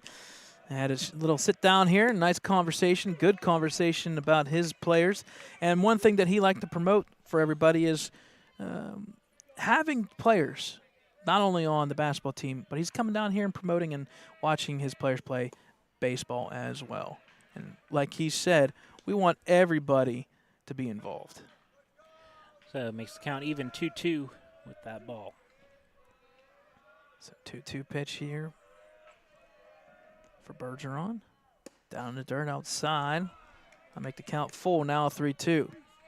Wolverines came out early with 2 hits and striking the ball very well. Since then, they've only had one hit in 3 innings. Granted, it is the top of the 4th still. Flip side, Storm coming on. 5 hits in that last inning, or the past 2 innings, 6 total in this game. Contact there, good contact. Unfortunately, good enough to be up for the center fielder. That will be the second out of the inning. All right, next up for the Wolverines, number 2, Isaiah Lutz. Shortstop, Yep. Isaiah Lutz. 0 for 1 so far in this one. One of the speedsters on the team. You put your speed up top and maybe steal a run. No pun intended. Contact there, foul. Makes the count 0-1. I want to say softball wrapped up beside us. I wonder if it was practice per se. Oh, thank you so much. I appreciate it. Awesome. We love our fans. That is for sure. And she got the Frost one too. Yeah. Oh, Foul my ball goodness. there. The reason why I'm happy, folks, the fans here for Ellwood City helping us out. They did offer to buy us a couple of drinks here. They got the Gatorade Frost. My goodness, that's my favorite too, to be honest. Another foul ball. So that'll keep the count 0-2. That's awesome. And I will just say real quick, make sure to check out our Google Drive album that we shared. I've been taking pictures. I'm up to like 590 for today. Now, not all of those will be uploaded. I'll go through them tonight. But make sure you go through all of those, and they are free to use. We have no restrictions on them. Feel free to use them, and we encourage you to use them. And they are darn good action shots that we've had. Contact fouled off again. Good battle here for the batter, number 2, Isaiah Lutz, putting in some hacks here. Yes, I by all means, folks, definitely use the photos. They are free to use. They are great. Dakota, I appreciate what you guys or what you do here photos-wise so far. It has been fun. It has been awesome, and it's been thrilling to watch this play. Called third strike there, caught by the catcher, and that's going to end this inning. Quick inning here for the Wolverines this time. We'll head to the bottom of the 4th. Ball game tied at 4.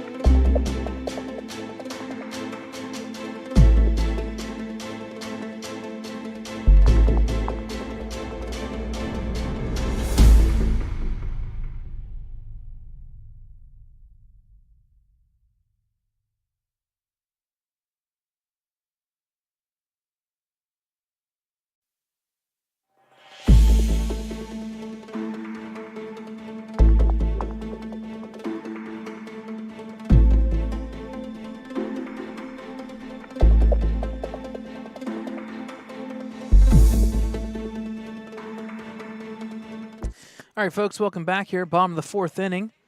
Nardone pitching on the mound here once again. Called strike. So he'll get ahead 0-1 on the batter. Number 2, E.J. Rivera. 0-1 pitch here. Curls up high for ball 1. So far, Nardone through 3 innings, 45 pitches at this moment with those 2. Bergeron at total of 70 pitches. Drops in for a called second strike as Nardone will get ahead 1-2. Again, folks, this game does count into our statistics and game changer, so we're keeping track of game changer for the team. So there is a pitch count, there's a pitch limit, and so forth, and all that stuff like that. Okay, perfect. So they're letting Nardone go. I like that. Good. Perfect time to do it. Out of conference, no conference game, why not? It's a 2-2 pitch here for Nardone. Drops in, called, third strike. And that'll be 1 out for the Wolverines. Oh, I forgot how mosquitoes were down here. They're coming out in full force now. Yes, they were. I'll give credit. Northeast Regional, there was not many up there. We're right beside the tree We also line. weren't at evening time. That is true. You are correct. So 1 out here for Nardone with the strikeout there. Up next is Luis Velez, the third baseman for the Storm. First pitch strike called for Nardone. So he'll get ahead 0-1.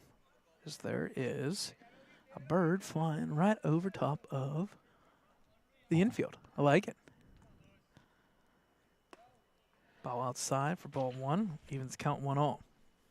Again, folks, our next broadcast, we got a nice one, a neat one tomorrow, 9 o'clock in the morning. We've got Matter Academy Charter School, the Lions, back at Northeast Regional Park.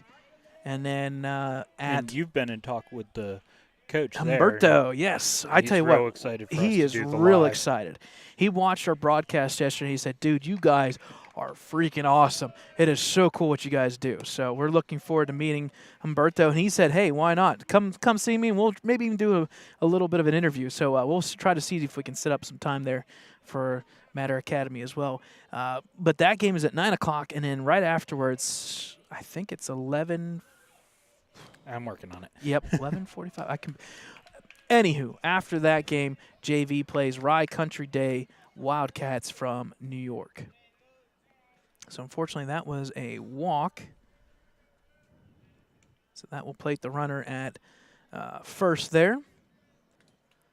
Up next is number 14, the 9th hitter on the evening for the Storm. That is number 14, Sean Fossbinder, 0 for 1 today, the right fielder. So tomorrow's JV matchup is 11:15. That's what it was.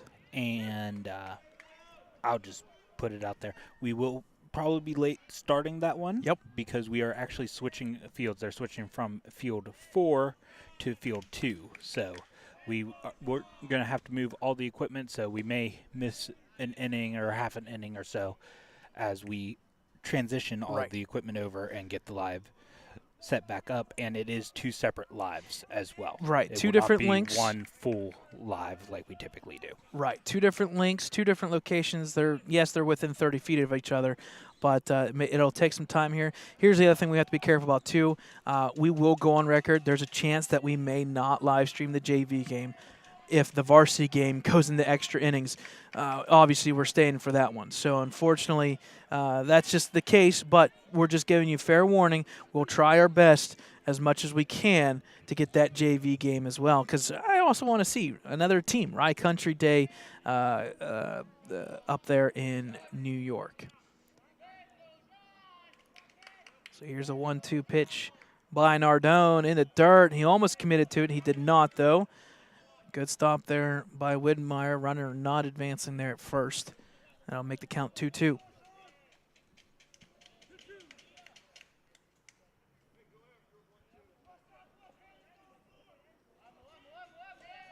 So 2-2 count here for Nardone. Wants to attack the hitter here. Looking for a double play. There's another foul ball. Foul ball count there, I believe, if I'm keeping track, because I have kind of been. That is foul ball number 27 on the evening already. More than I was thinking. Yeah. I was estimating at least 20. But It's all over the place, because we have a couple foul balls right over the middle home plate. Ball curls in right above the shoulders there for ball 3. That makes the count full here. Be nice to have just a double play here. Get him out of the inning. Again, Nardone on the mound. First base, Roth. Runner there is Velez. Here's the pitch. Contact down third base line, but it's going to roll Foul ball. So that'll make it, what, 28 now, technically. Yes.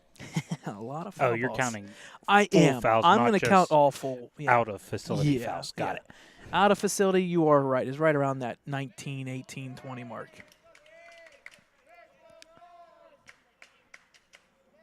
Nardone steps off and resets here. Celebration bench, once again, all into it, nonstop. I like the enthusiasm on the bench. 3-2 pitch up inside for ball 4, and that's going to be a walk. And back-to-back walks here by Nardone, setting them up first and second with 1 out. Next up is number 3, Hernandez for the Storm. And we got a courtesy runner here. I believe number 22 going in for... Yep, and that is a pinch runner. Oh, pinch runner. So number 20, correct? Moda. I thought it was 22. 22 was the one checking out. Oh, okay. So I think it's Moda coming in for, and that is a pinch runner. Because Velez plays third base. Pitch here. Call, strike on the outside edge. Nardone gets ahead 0-1. Turn around so I can see your number.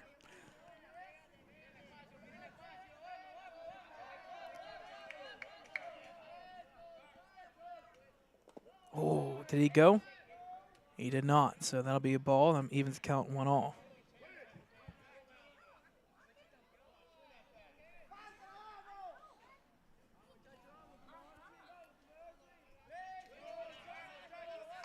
So 1-1 count.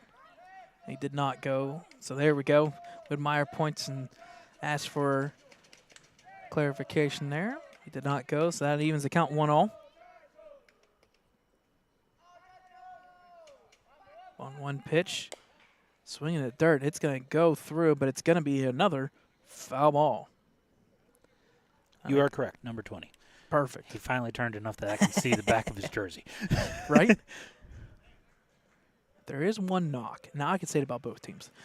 I'm critical about jerseys. You know this. I'm critical about I will everything. say, Ellwood's blue ones do have a number on the front. Absolutely. You know where I was headed with it. Because we were saying it yesterday with their new jerseys that we do not have a number Yeah. on the front, so it makes it a little difficult for us. But Good contact there, shortstop. Now actually the pitcher's going to, third baseman Lake, one of the three. He's going to have to unfortunately eat it. It's a nice play there by Lake just to eat it. Hit there by no man's territory right beside the pitcher. So that's going to be a base hit. Base is loaded now for the Storm. next up to bat is number 5, Alcantara, the left fielder for Celebration Storm. As Wolverines take a timeout here as head coach Chris Wise goes up to the mound. While they're doing that, folks, once again, you can check us out on our website, www.ecwolverines.com, Facebook, Twitter, YouTube. We will upload a lot of stuff here. We'll upload all the photos tonight. It's going to be a quick turnaround because it's already 7:52, and then tomorrow, 9 o'clock start. We're going to have to set our clocks real early for that alarm. Once again, folks, ecwolverines.com.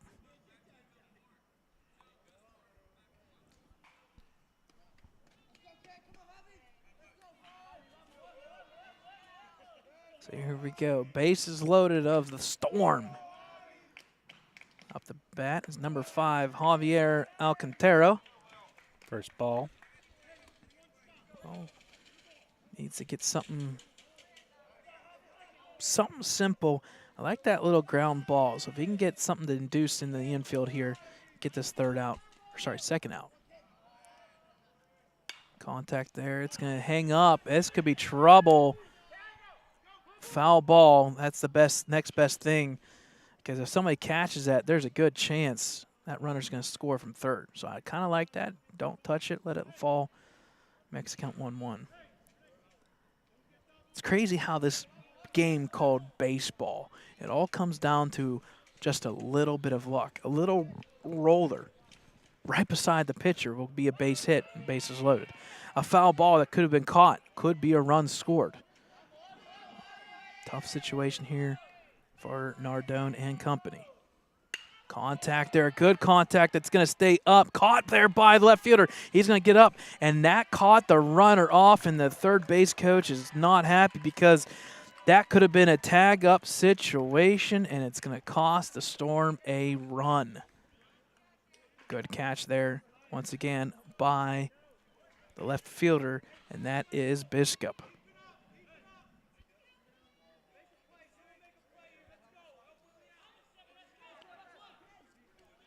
So that's 2 mental errors by the Storm in this game. They could have easily played it 2 runs. Next up is center fielder number 10, Rivera, for the Storm. Yep, Sebastian Rivera, the center fielder. 1 for 1 so far in this one.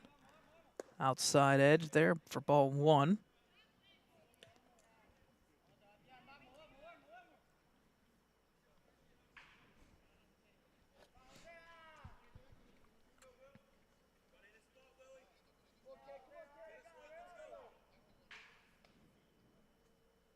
One-0 pitch down in the dirt. They'll make the count 2-0.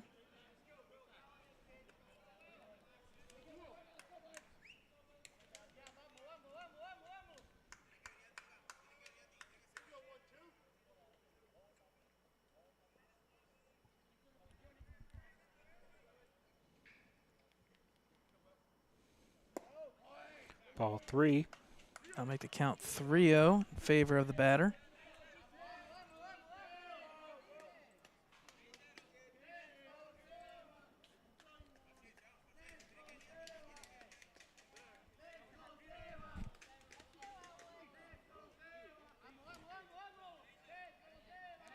Big pitch here for the Wolverines. 3-0 pitch. Off the side, that's ball 4, and that's going to score a run on the walk by Nardone as the Storm take a 5-4 lead.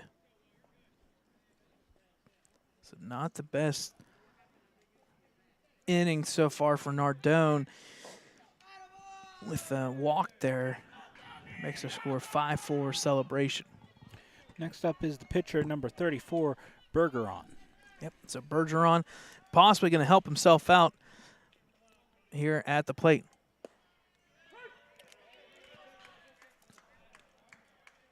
First pitch there called a strike. I'll make the count 0-1 in favor of Nardone. Scoreboard's not quite keeping up with Nope, us. then that's why we do.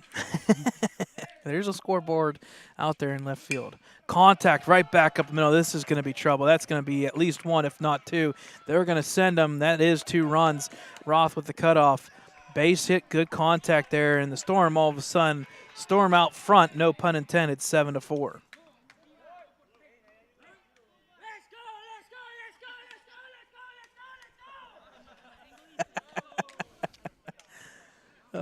Too good. I like it. Ellwood City takes another timeout as head coach Chris Wise visits the mound again. And we have number 1 is going out to first base. Was he already there? Yeah, this is the courtesy runner for the pitcher. It's a courtesy runner number 1, Quintero. Tough inning here so far for the Wolverines as the Storm have played 3 runs, and with that being said, there is first and third with 2 outs, so there's an opportunity here for more, and I think that's going to close the book. Pitcher change here as Joseph Roth. Yep, so Joseph Roth. Yep, so Joseph Roth will take the mound. We'll take a timeout with them. 7-4 lead, bottom of the 4th here. Roth on the mound.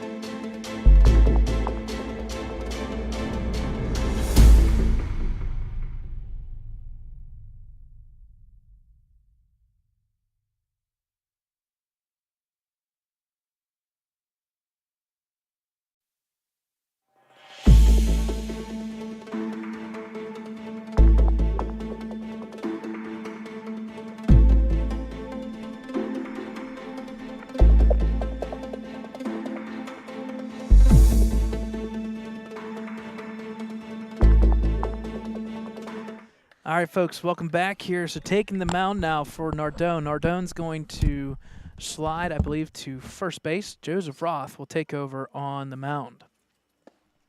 First pitch, swing and a miss there. So that'll make the count 0-1 in favor of Joseph Roth.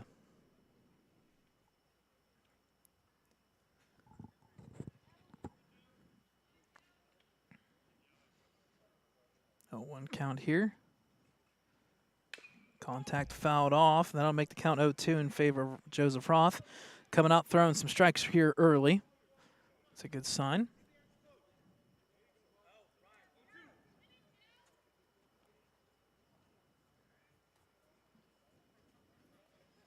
It's a crucial run right now at third base. The Wolverines can get out of it. Pitch thrown down, cut off by Joseph Roth. I like that little fake there. And no, not a strike, sorry. That was a ball, so 1-2. Quintero will take second base.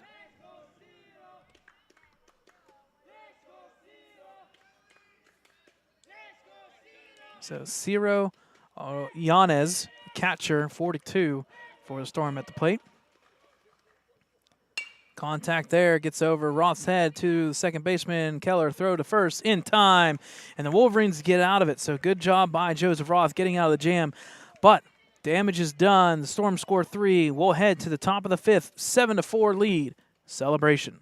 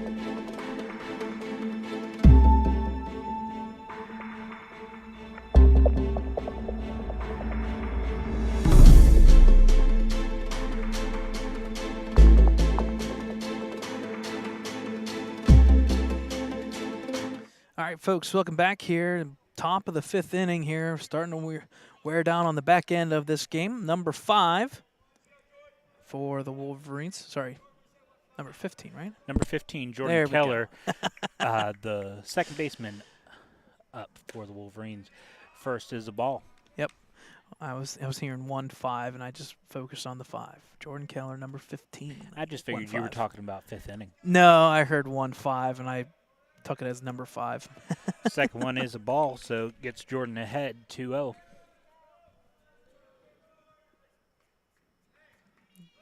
The time is now. They're down 3 runs. You got to get 1 or 2 back here, make this a game again. There's a strike called. That makes the count 2-1 in favor of Keller. Contact there, pop up there behind first base. Shortstop's going to run a mile to get to it, and he does. There are 1 gone.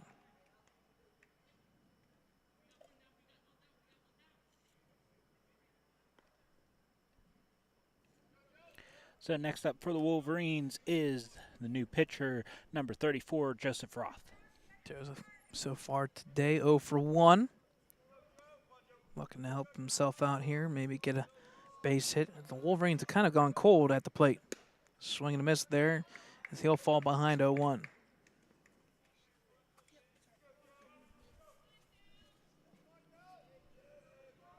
Here's the 0-1 pitch. Outside, that'll make the count even, 1-all. Person working the scoreboard isn't following along very well. They think it's 2-0. That'll make it 2-1. Yep, that'll make it 2-1. Hey, they're catching up. Now it's 2-1. 2-1 pitch to Roth. Outside, that'll make the count 3-1.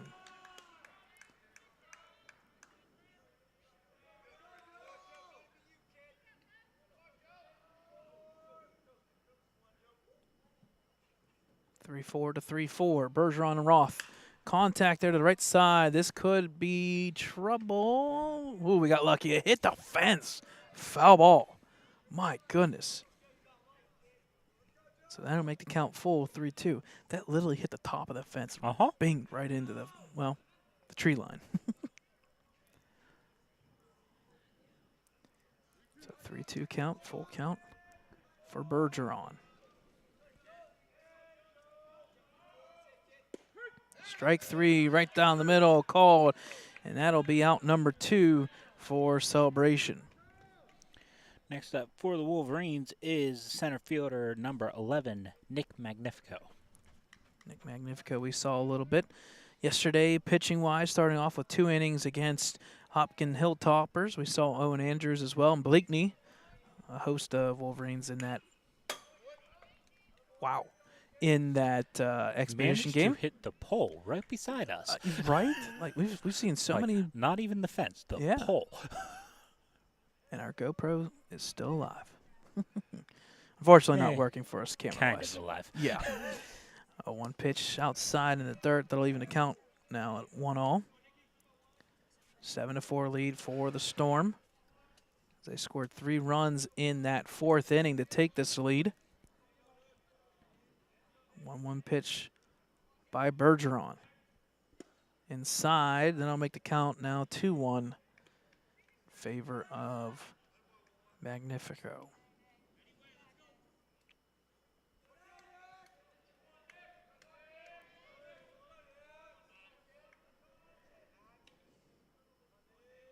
Here's the pitch. Contact right off of the pitcher's leg. He's going to get up. He'll make the throw. It's not in time, and Bergeron is down. He is hurting because that was a liner right off of the leg. And what we're going to do is we're going to take him off the camera here for a little bit. We're going to take a timeout. So base hit for Nick Magnifico, and it's safe at first. We'll come back here as Bergeron is injured.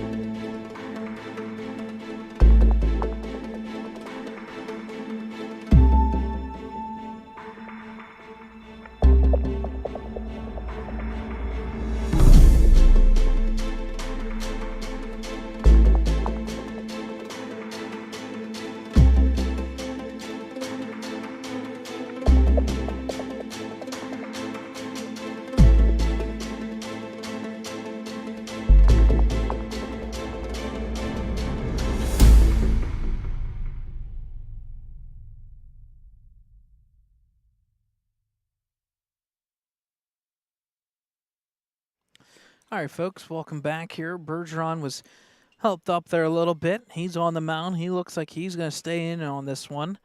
He's testing out that leg, and he just put the thumbs up. He's good to go.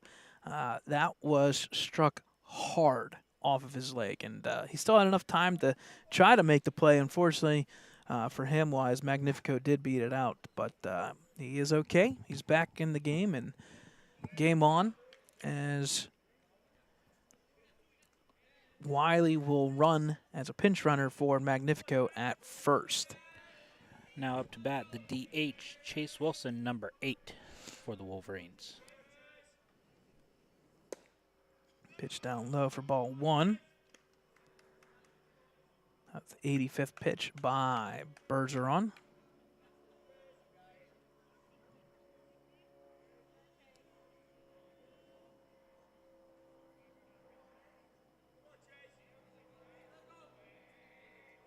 One 0 count. Outside for ball 2. They'll make the count 2-0. This could be a little bit of a turn here for the Wolverines. There's a big gap on right field. In the outfield, of a line drive maybe could be a double, or possibly Wiley there running for a run.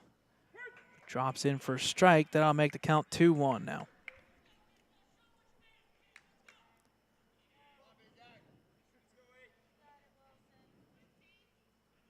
It's a 2-1 count for Bergeron. Here's the pitch. Contact there, fouled off. That'll make the count now even at 2 apiece.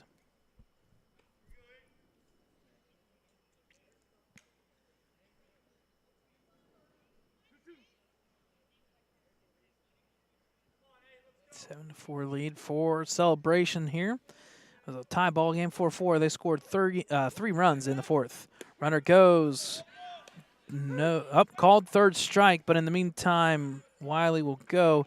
But that's right, that is the 3rd out. So a strikeout at home, runner was going, but that'll be the 3rd out. So headed to the bottom of the 5th. Starting to get down late in this one. Storm up by 3.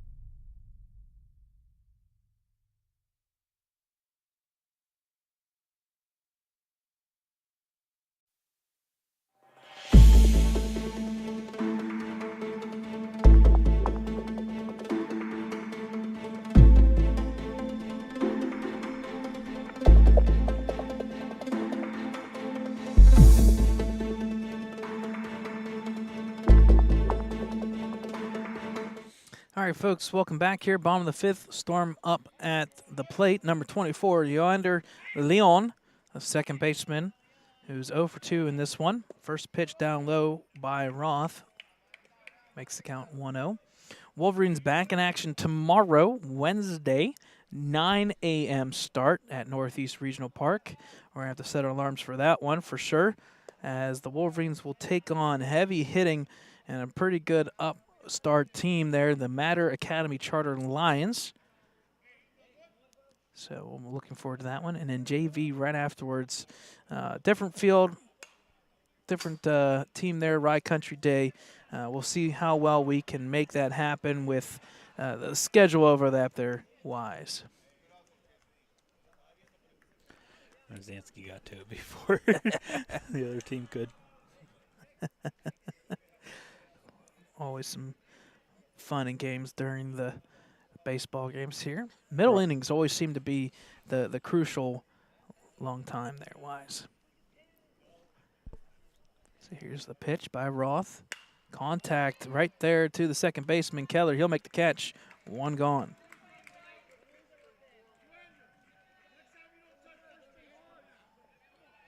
Yeah, that was a good pitch there by Roth to jam it on the batter's hands there. A little blooper to Keller at second. So up next, we've got a new batter today, or in this one. That is number 17. Yep. I think he was the pinch runner or something for someone, so they didn't put him back. Number 17 here. That's Barrios. So he'll take over first base technically right now. So Barrios at the plate. Jay Barrios.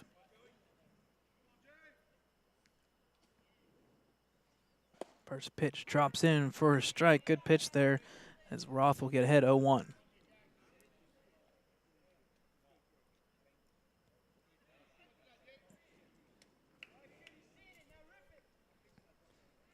One pitch by Roth. Up higher, this time drops in for a strike as Joseph Roth will get ahead 0-2.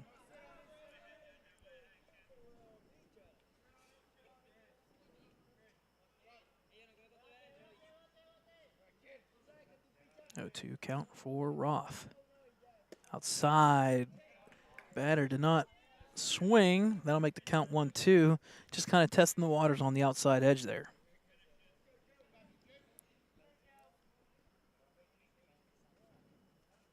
Just got the alert from Google itself saying it's supposed to be 5 degrees warmer tomorrow. That means 84 degrees.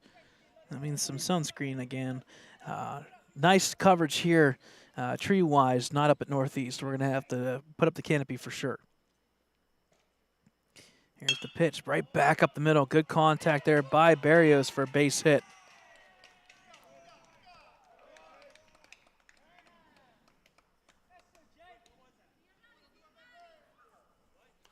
Now to bat number 22, the third baseman, Velez. Yep. So Luis Velez, 1 for 1 today. Up to the plate here with 1 out. Runner at first.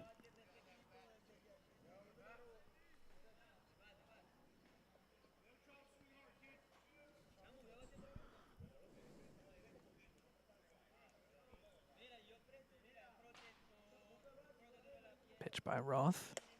Catch the outside edge, but ball 1.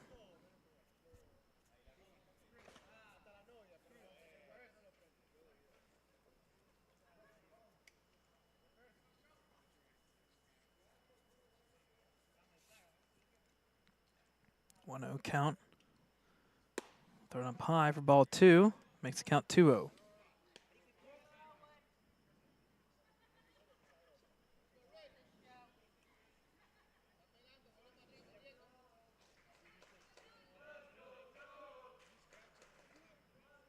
Count. Pitch by Roth. Inside, called strike. That'll make the count 2-1.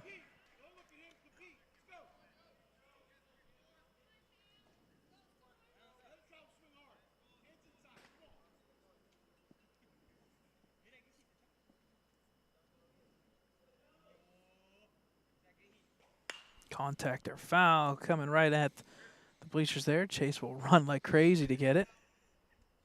He'll beat the first base coach there as well pretty easily. So that'll make the count now 2-2.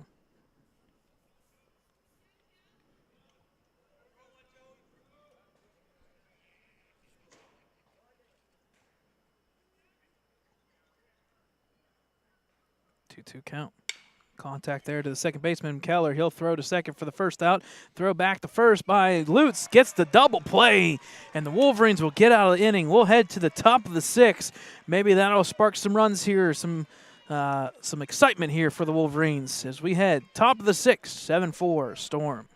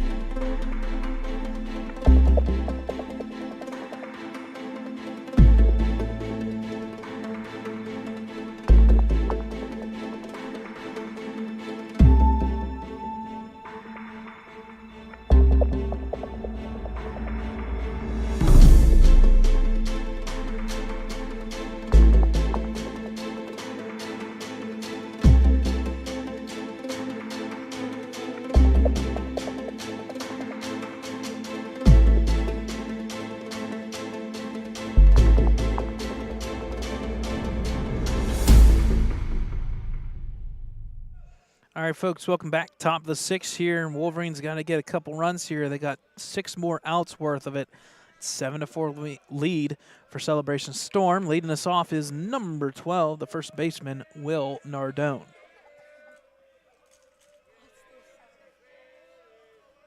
First pitch here, outside for ball 1. We did have a pitching change, and that is going to be number 10, Rivera on the mound, and that is Sebastian Rivera. Number 34, Bergeron moves over to first base. Swing and a miss there makes the count even 1-1. And then number 17, Barrios, will stay in the game at center field.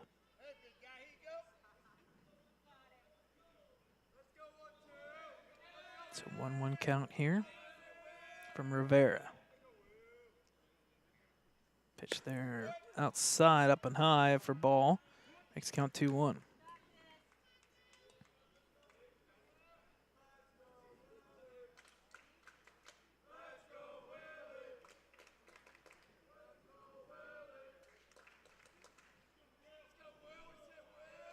One count. Swing and miss there makes the count now even 2-2.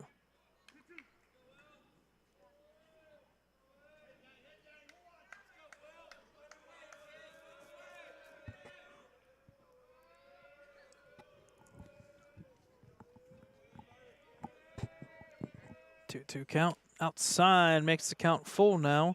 3-2.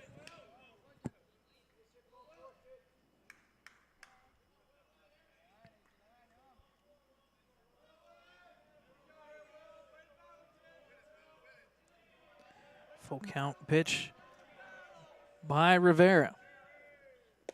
Down low, called third strike. And that's a strikeout for Rivera, 1 gone.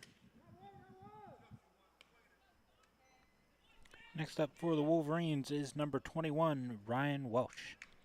Welsh comes in. Right fielder. Yep, he comes in 0 for 1 so far in this one. He was walked and also had a strikeout looking.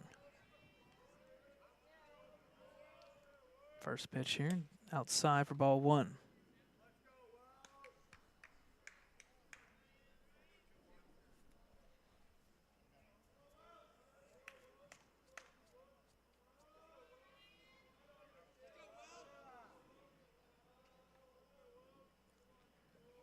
One 0 pitch. Up high, calls strike. That'll even to count 1-1.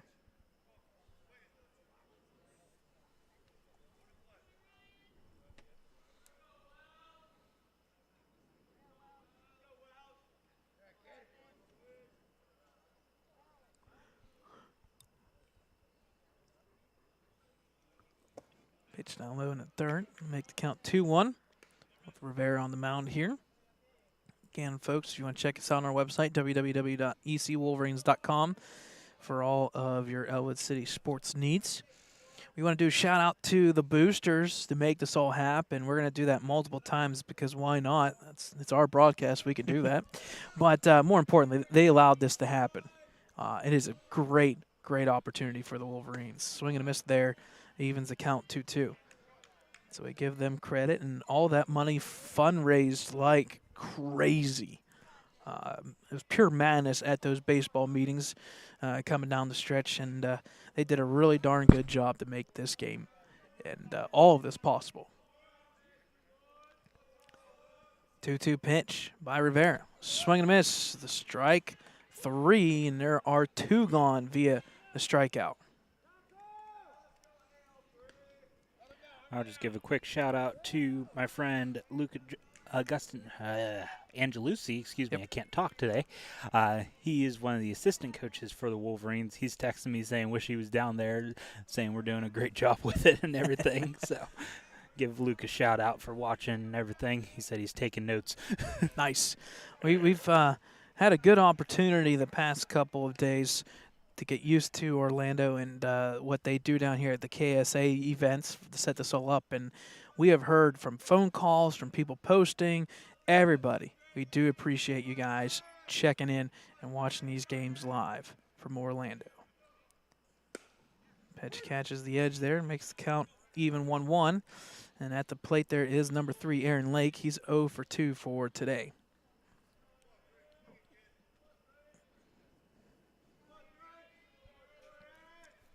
Pitch by Rivera. Down low. Ball 2.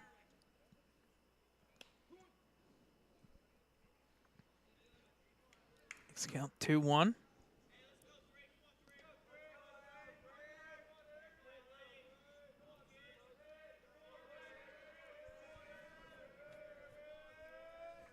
Two-one pitch. Contact there, fouled off. And that'll make the count even. Deuces wild, 2 balls, 2 strikes. It stayed in the fence, though. Hey! And 2 outs. Yeah, that one just barely stayed inside the fence there. See the high school in the background there. That's Celebration High School. Pretty nice big building. Neat setup here for the Storm. Pitch there. Swing and a miss. Strike 3 as Rivera comes in and strikes it out the side. We'll head to the bottom of the 6th. 7-4 lead in favor of Celebration Storm.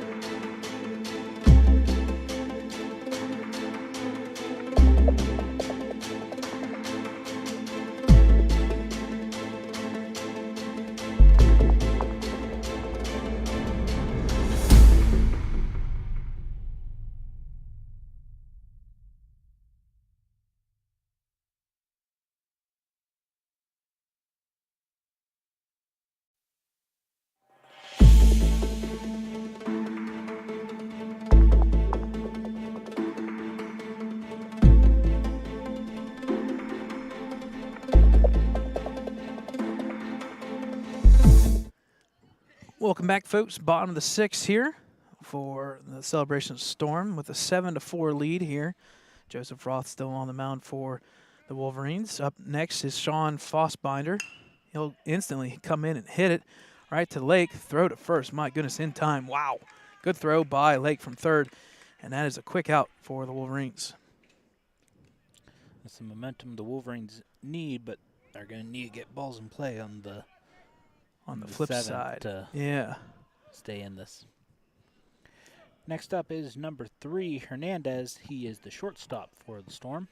2 for 3 today. He's had pretty good contact there to the left side. He had a ground ball to third base as well as that little blooper right beside the pitcher for a base hit run. Pitch outside in the dirt for ball 1. So Wolverines are down to just a half inning remaining here. They're going to have to get 3 runs back to stay in this one.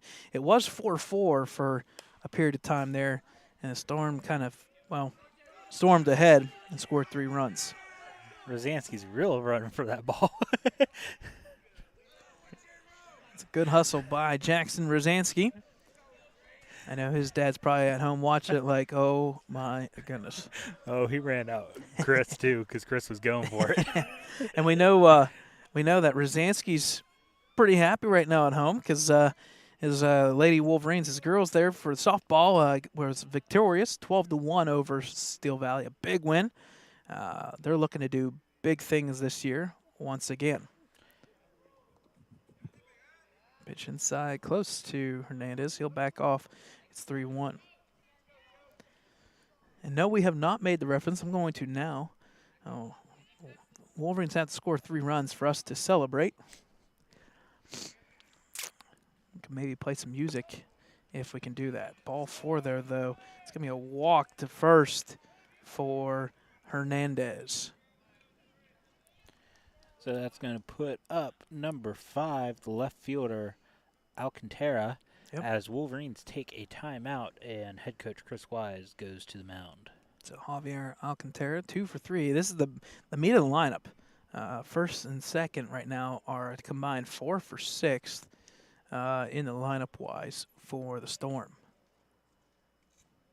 Again, tomorrow, Wolverines back in action. Their second to last day here in Orlando. They get to play against Matter Academy, charter school, and Rye Country Day for the JV game.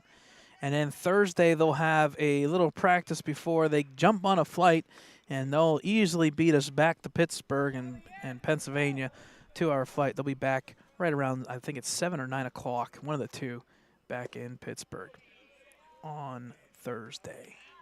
Swing and a miss, called strike there. Roth will get ahead 0-1.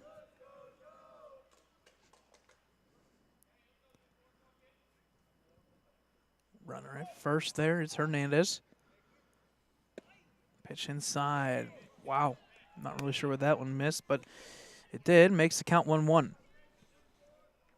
As the Mosquitoes are out and about.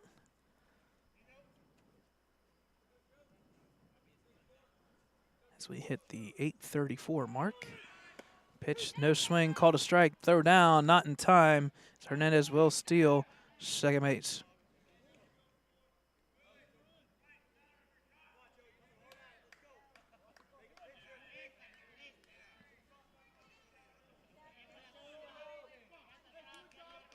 And folks who watched the JV matchup, the Wolverines won in 4 innings, 15-9 on a 2-hour played JV game.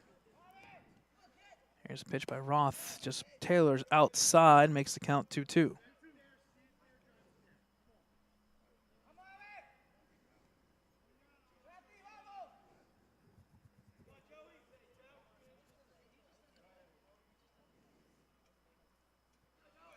One out, 2-2 pitch. Contact there to third baseman Lake. He'll just charge it, throw to first.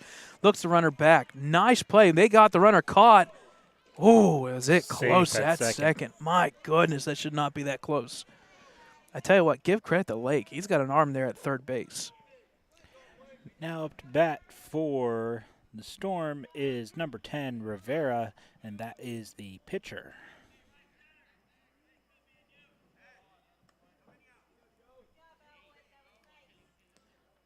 Sebastian Rivera, 1 for 1 today. He had a sacrifice fly and singled line drive to center field and walked. So he had a busy day today. And pitching-wise, a little bit of everything. Pitch Taylor's inside for ball 1.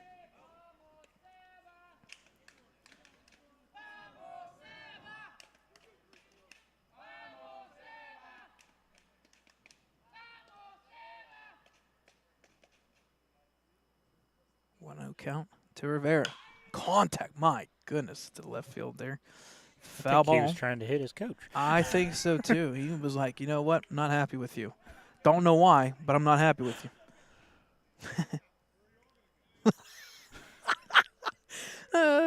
One of the coaches, the third base coach here for Storm, said, one of you go. If not, all of you are going to go. That was pretty darn good. Too funny. My favorite quote is when he said it's not a nightclub. Let's keep it professional here. I love that. Contact there to the shortstop. Lutz will knock it down. He'll throw to first, and it does get there in time, but it goes through the glove. That's going to score a run as he'll come around third base. So unfortunately, another error there at the shortstop throw there in the dirt. That'll make the score now 8-4 in favor of the Storm.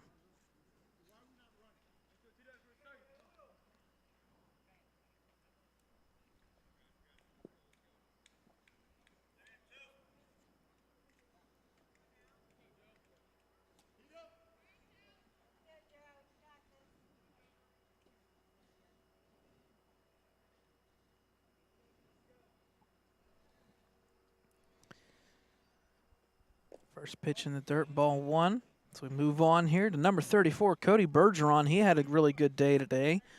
He went and pitched total 5 innings, had 89 total pitches.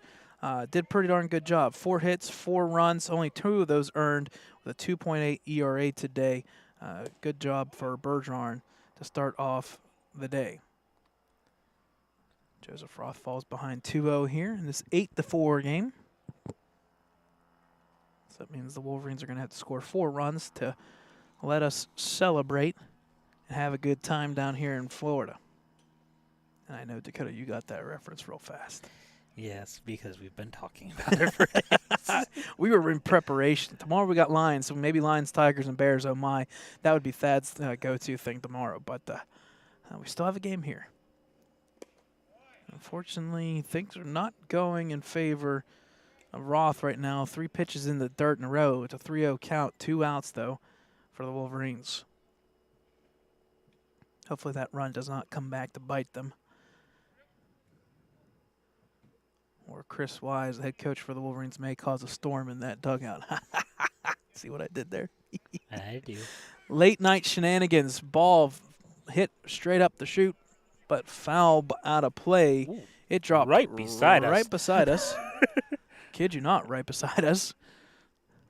As Gino will come over and pick it up, take it back to the dugout. That literally fell like 15 feet to our right. So we're going to have a, is it pinch runner? No, courtesy runner, because it's number 10. Yeah, so number 1 going in as a courtesy runner for the pitcher. Quintero. On first base. So 3-1 count. 2 outs. Cody at the plate here. Does not swing. That's called strike. Looked good there for Roth. Full count. Runner's going to be running here at first with 2 outs in the inning.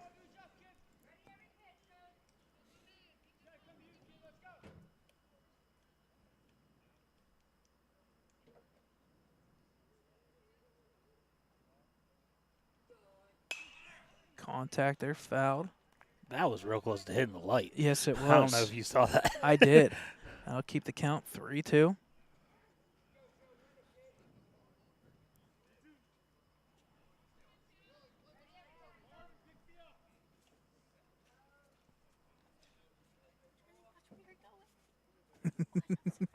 No, you're good.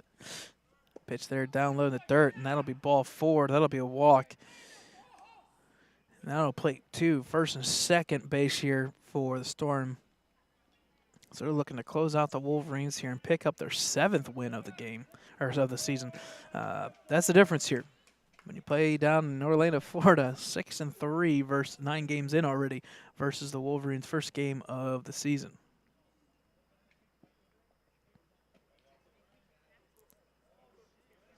So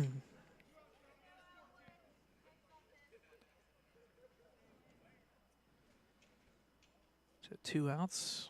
First pitch there, outside for ball 1. Up to the plate is number 42, Ciro Yanez, catcher for the Storm.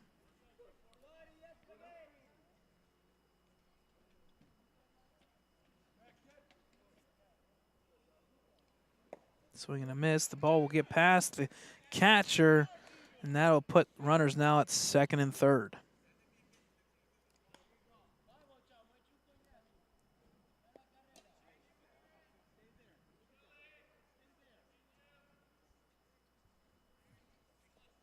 So ball in the dirt there. Swing and a miss, and they'll get past the catcher, and they'll make it now 1-1. 2 outs, second and third. Contact there, fouled off once again. That makes the count now 1-2.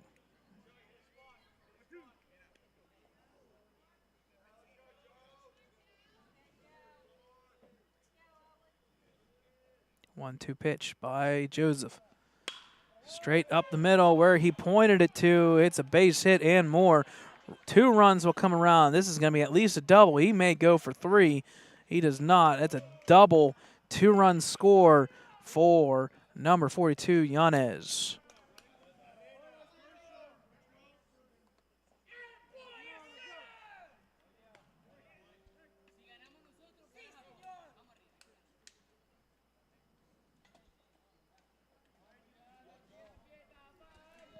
So, let's see here. Courtesy runner number 12. Torres will run for the catch there, Yanez. As the Storm have stormed out in front officially now in this one by 6 runs. It's 10-4 celebration. Pitch inside for ball 1. Now at bat number 24, the second baseman, Leon, for the Storm.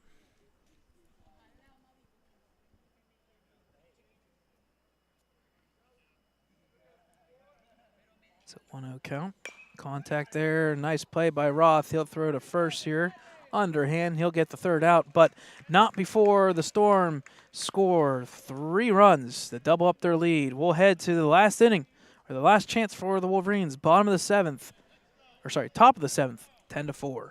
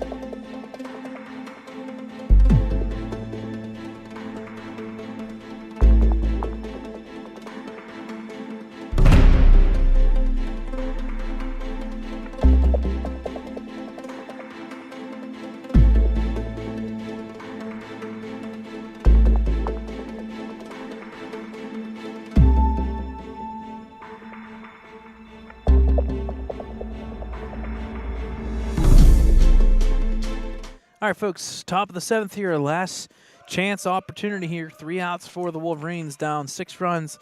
They're just going to have to look to claw back into this one. I was waiting for a little reference in there. Rivera's still on the mound there. Called strike. He gets ahead 0-1. You know, Wolverine claw. I know. Oh, okay. I just wanted to check that you're still awake with me here. 8:46 in the evening here from Orlando, Florida. Pitch in the dirt there. That'll even account 1 apiece. Technically Celebration, Florida. Celebration, Florida. You are correct. Where we like to celebrate and have a good time all day, every day. Even if we're losing. We are still winning because we're in Orlando, Florida, and we got some sun. 1-1 pitch. Right down the middle, called strike. That'll make the count 1-2 as Rivera has come in and has been lights out since Cody Bergeron. Same thing. He started off a little bit shaky, got through those first 2 or 3 innings, and all of a sudden, Bergeron and Rivera have been lights out. 1-2 pitch. Swing and miss, and there we go. 4 strikeouts now for Rivera. He picks up where he left off. We're down to just 2 outs. Up next for the Wolverines is number 2, Isaiah Lutz, the shortstop. So far, he's had fly out in foul territory at first base and then sacrificed and reached on an error by first base and had a foul tip out there at home plate. I think at this point, if you're Coach Brad Welsh here, you're just telling him, hey, make contact. You know, don't go for power here. Just be smart with your swings. Just go for contact or maybe a bunt.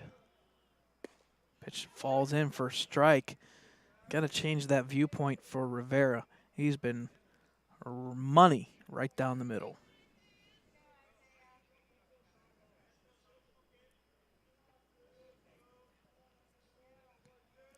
This would be a good time to bunt. Called strike, though. There goes the bunt opportunity like that. Rivera throwing it right down in there. 0-2 count for Rivera. He gets ahead.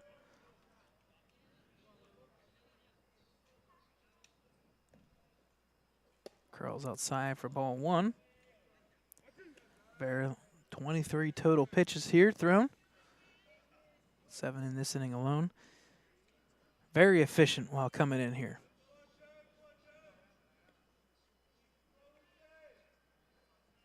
One-two pitch. Down third. That'll make the count even, 2-2.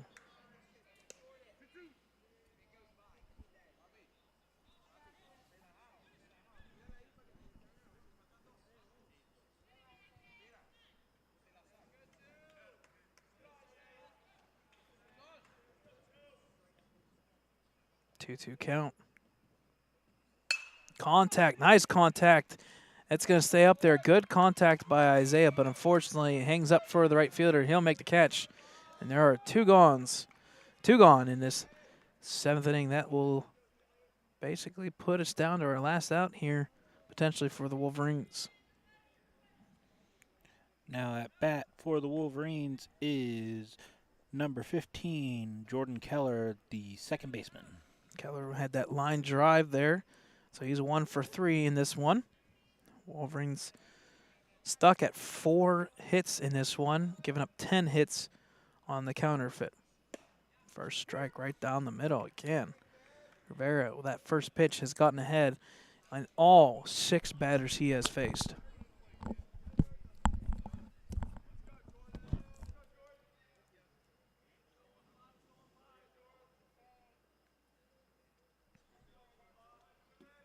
A 1 count here for Rivera. Swing in the dirt, it will go, and that'll be strike number 2, as that'll put the Wolverines down to their final strike in this final out.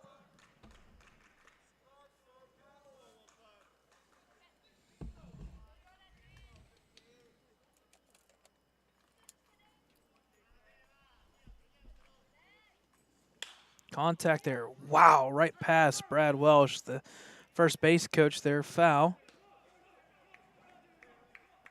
I'll keep the count 0-2.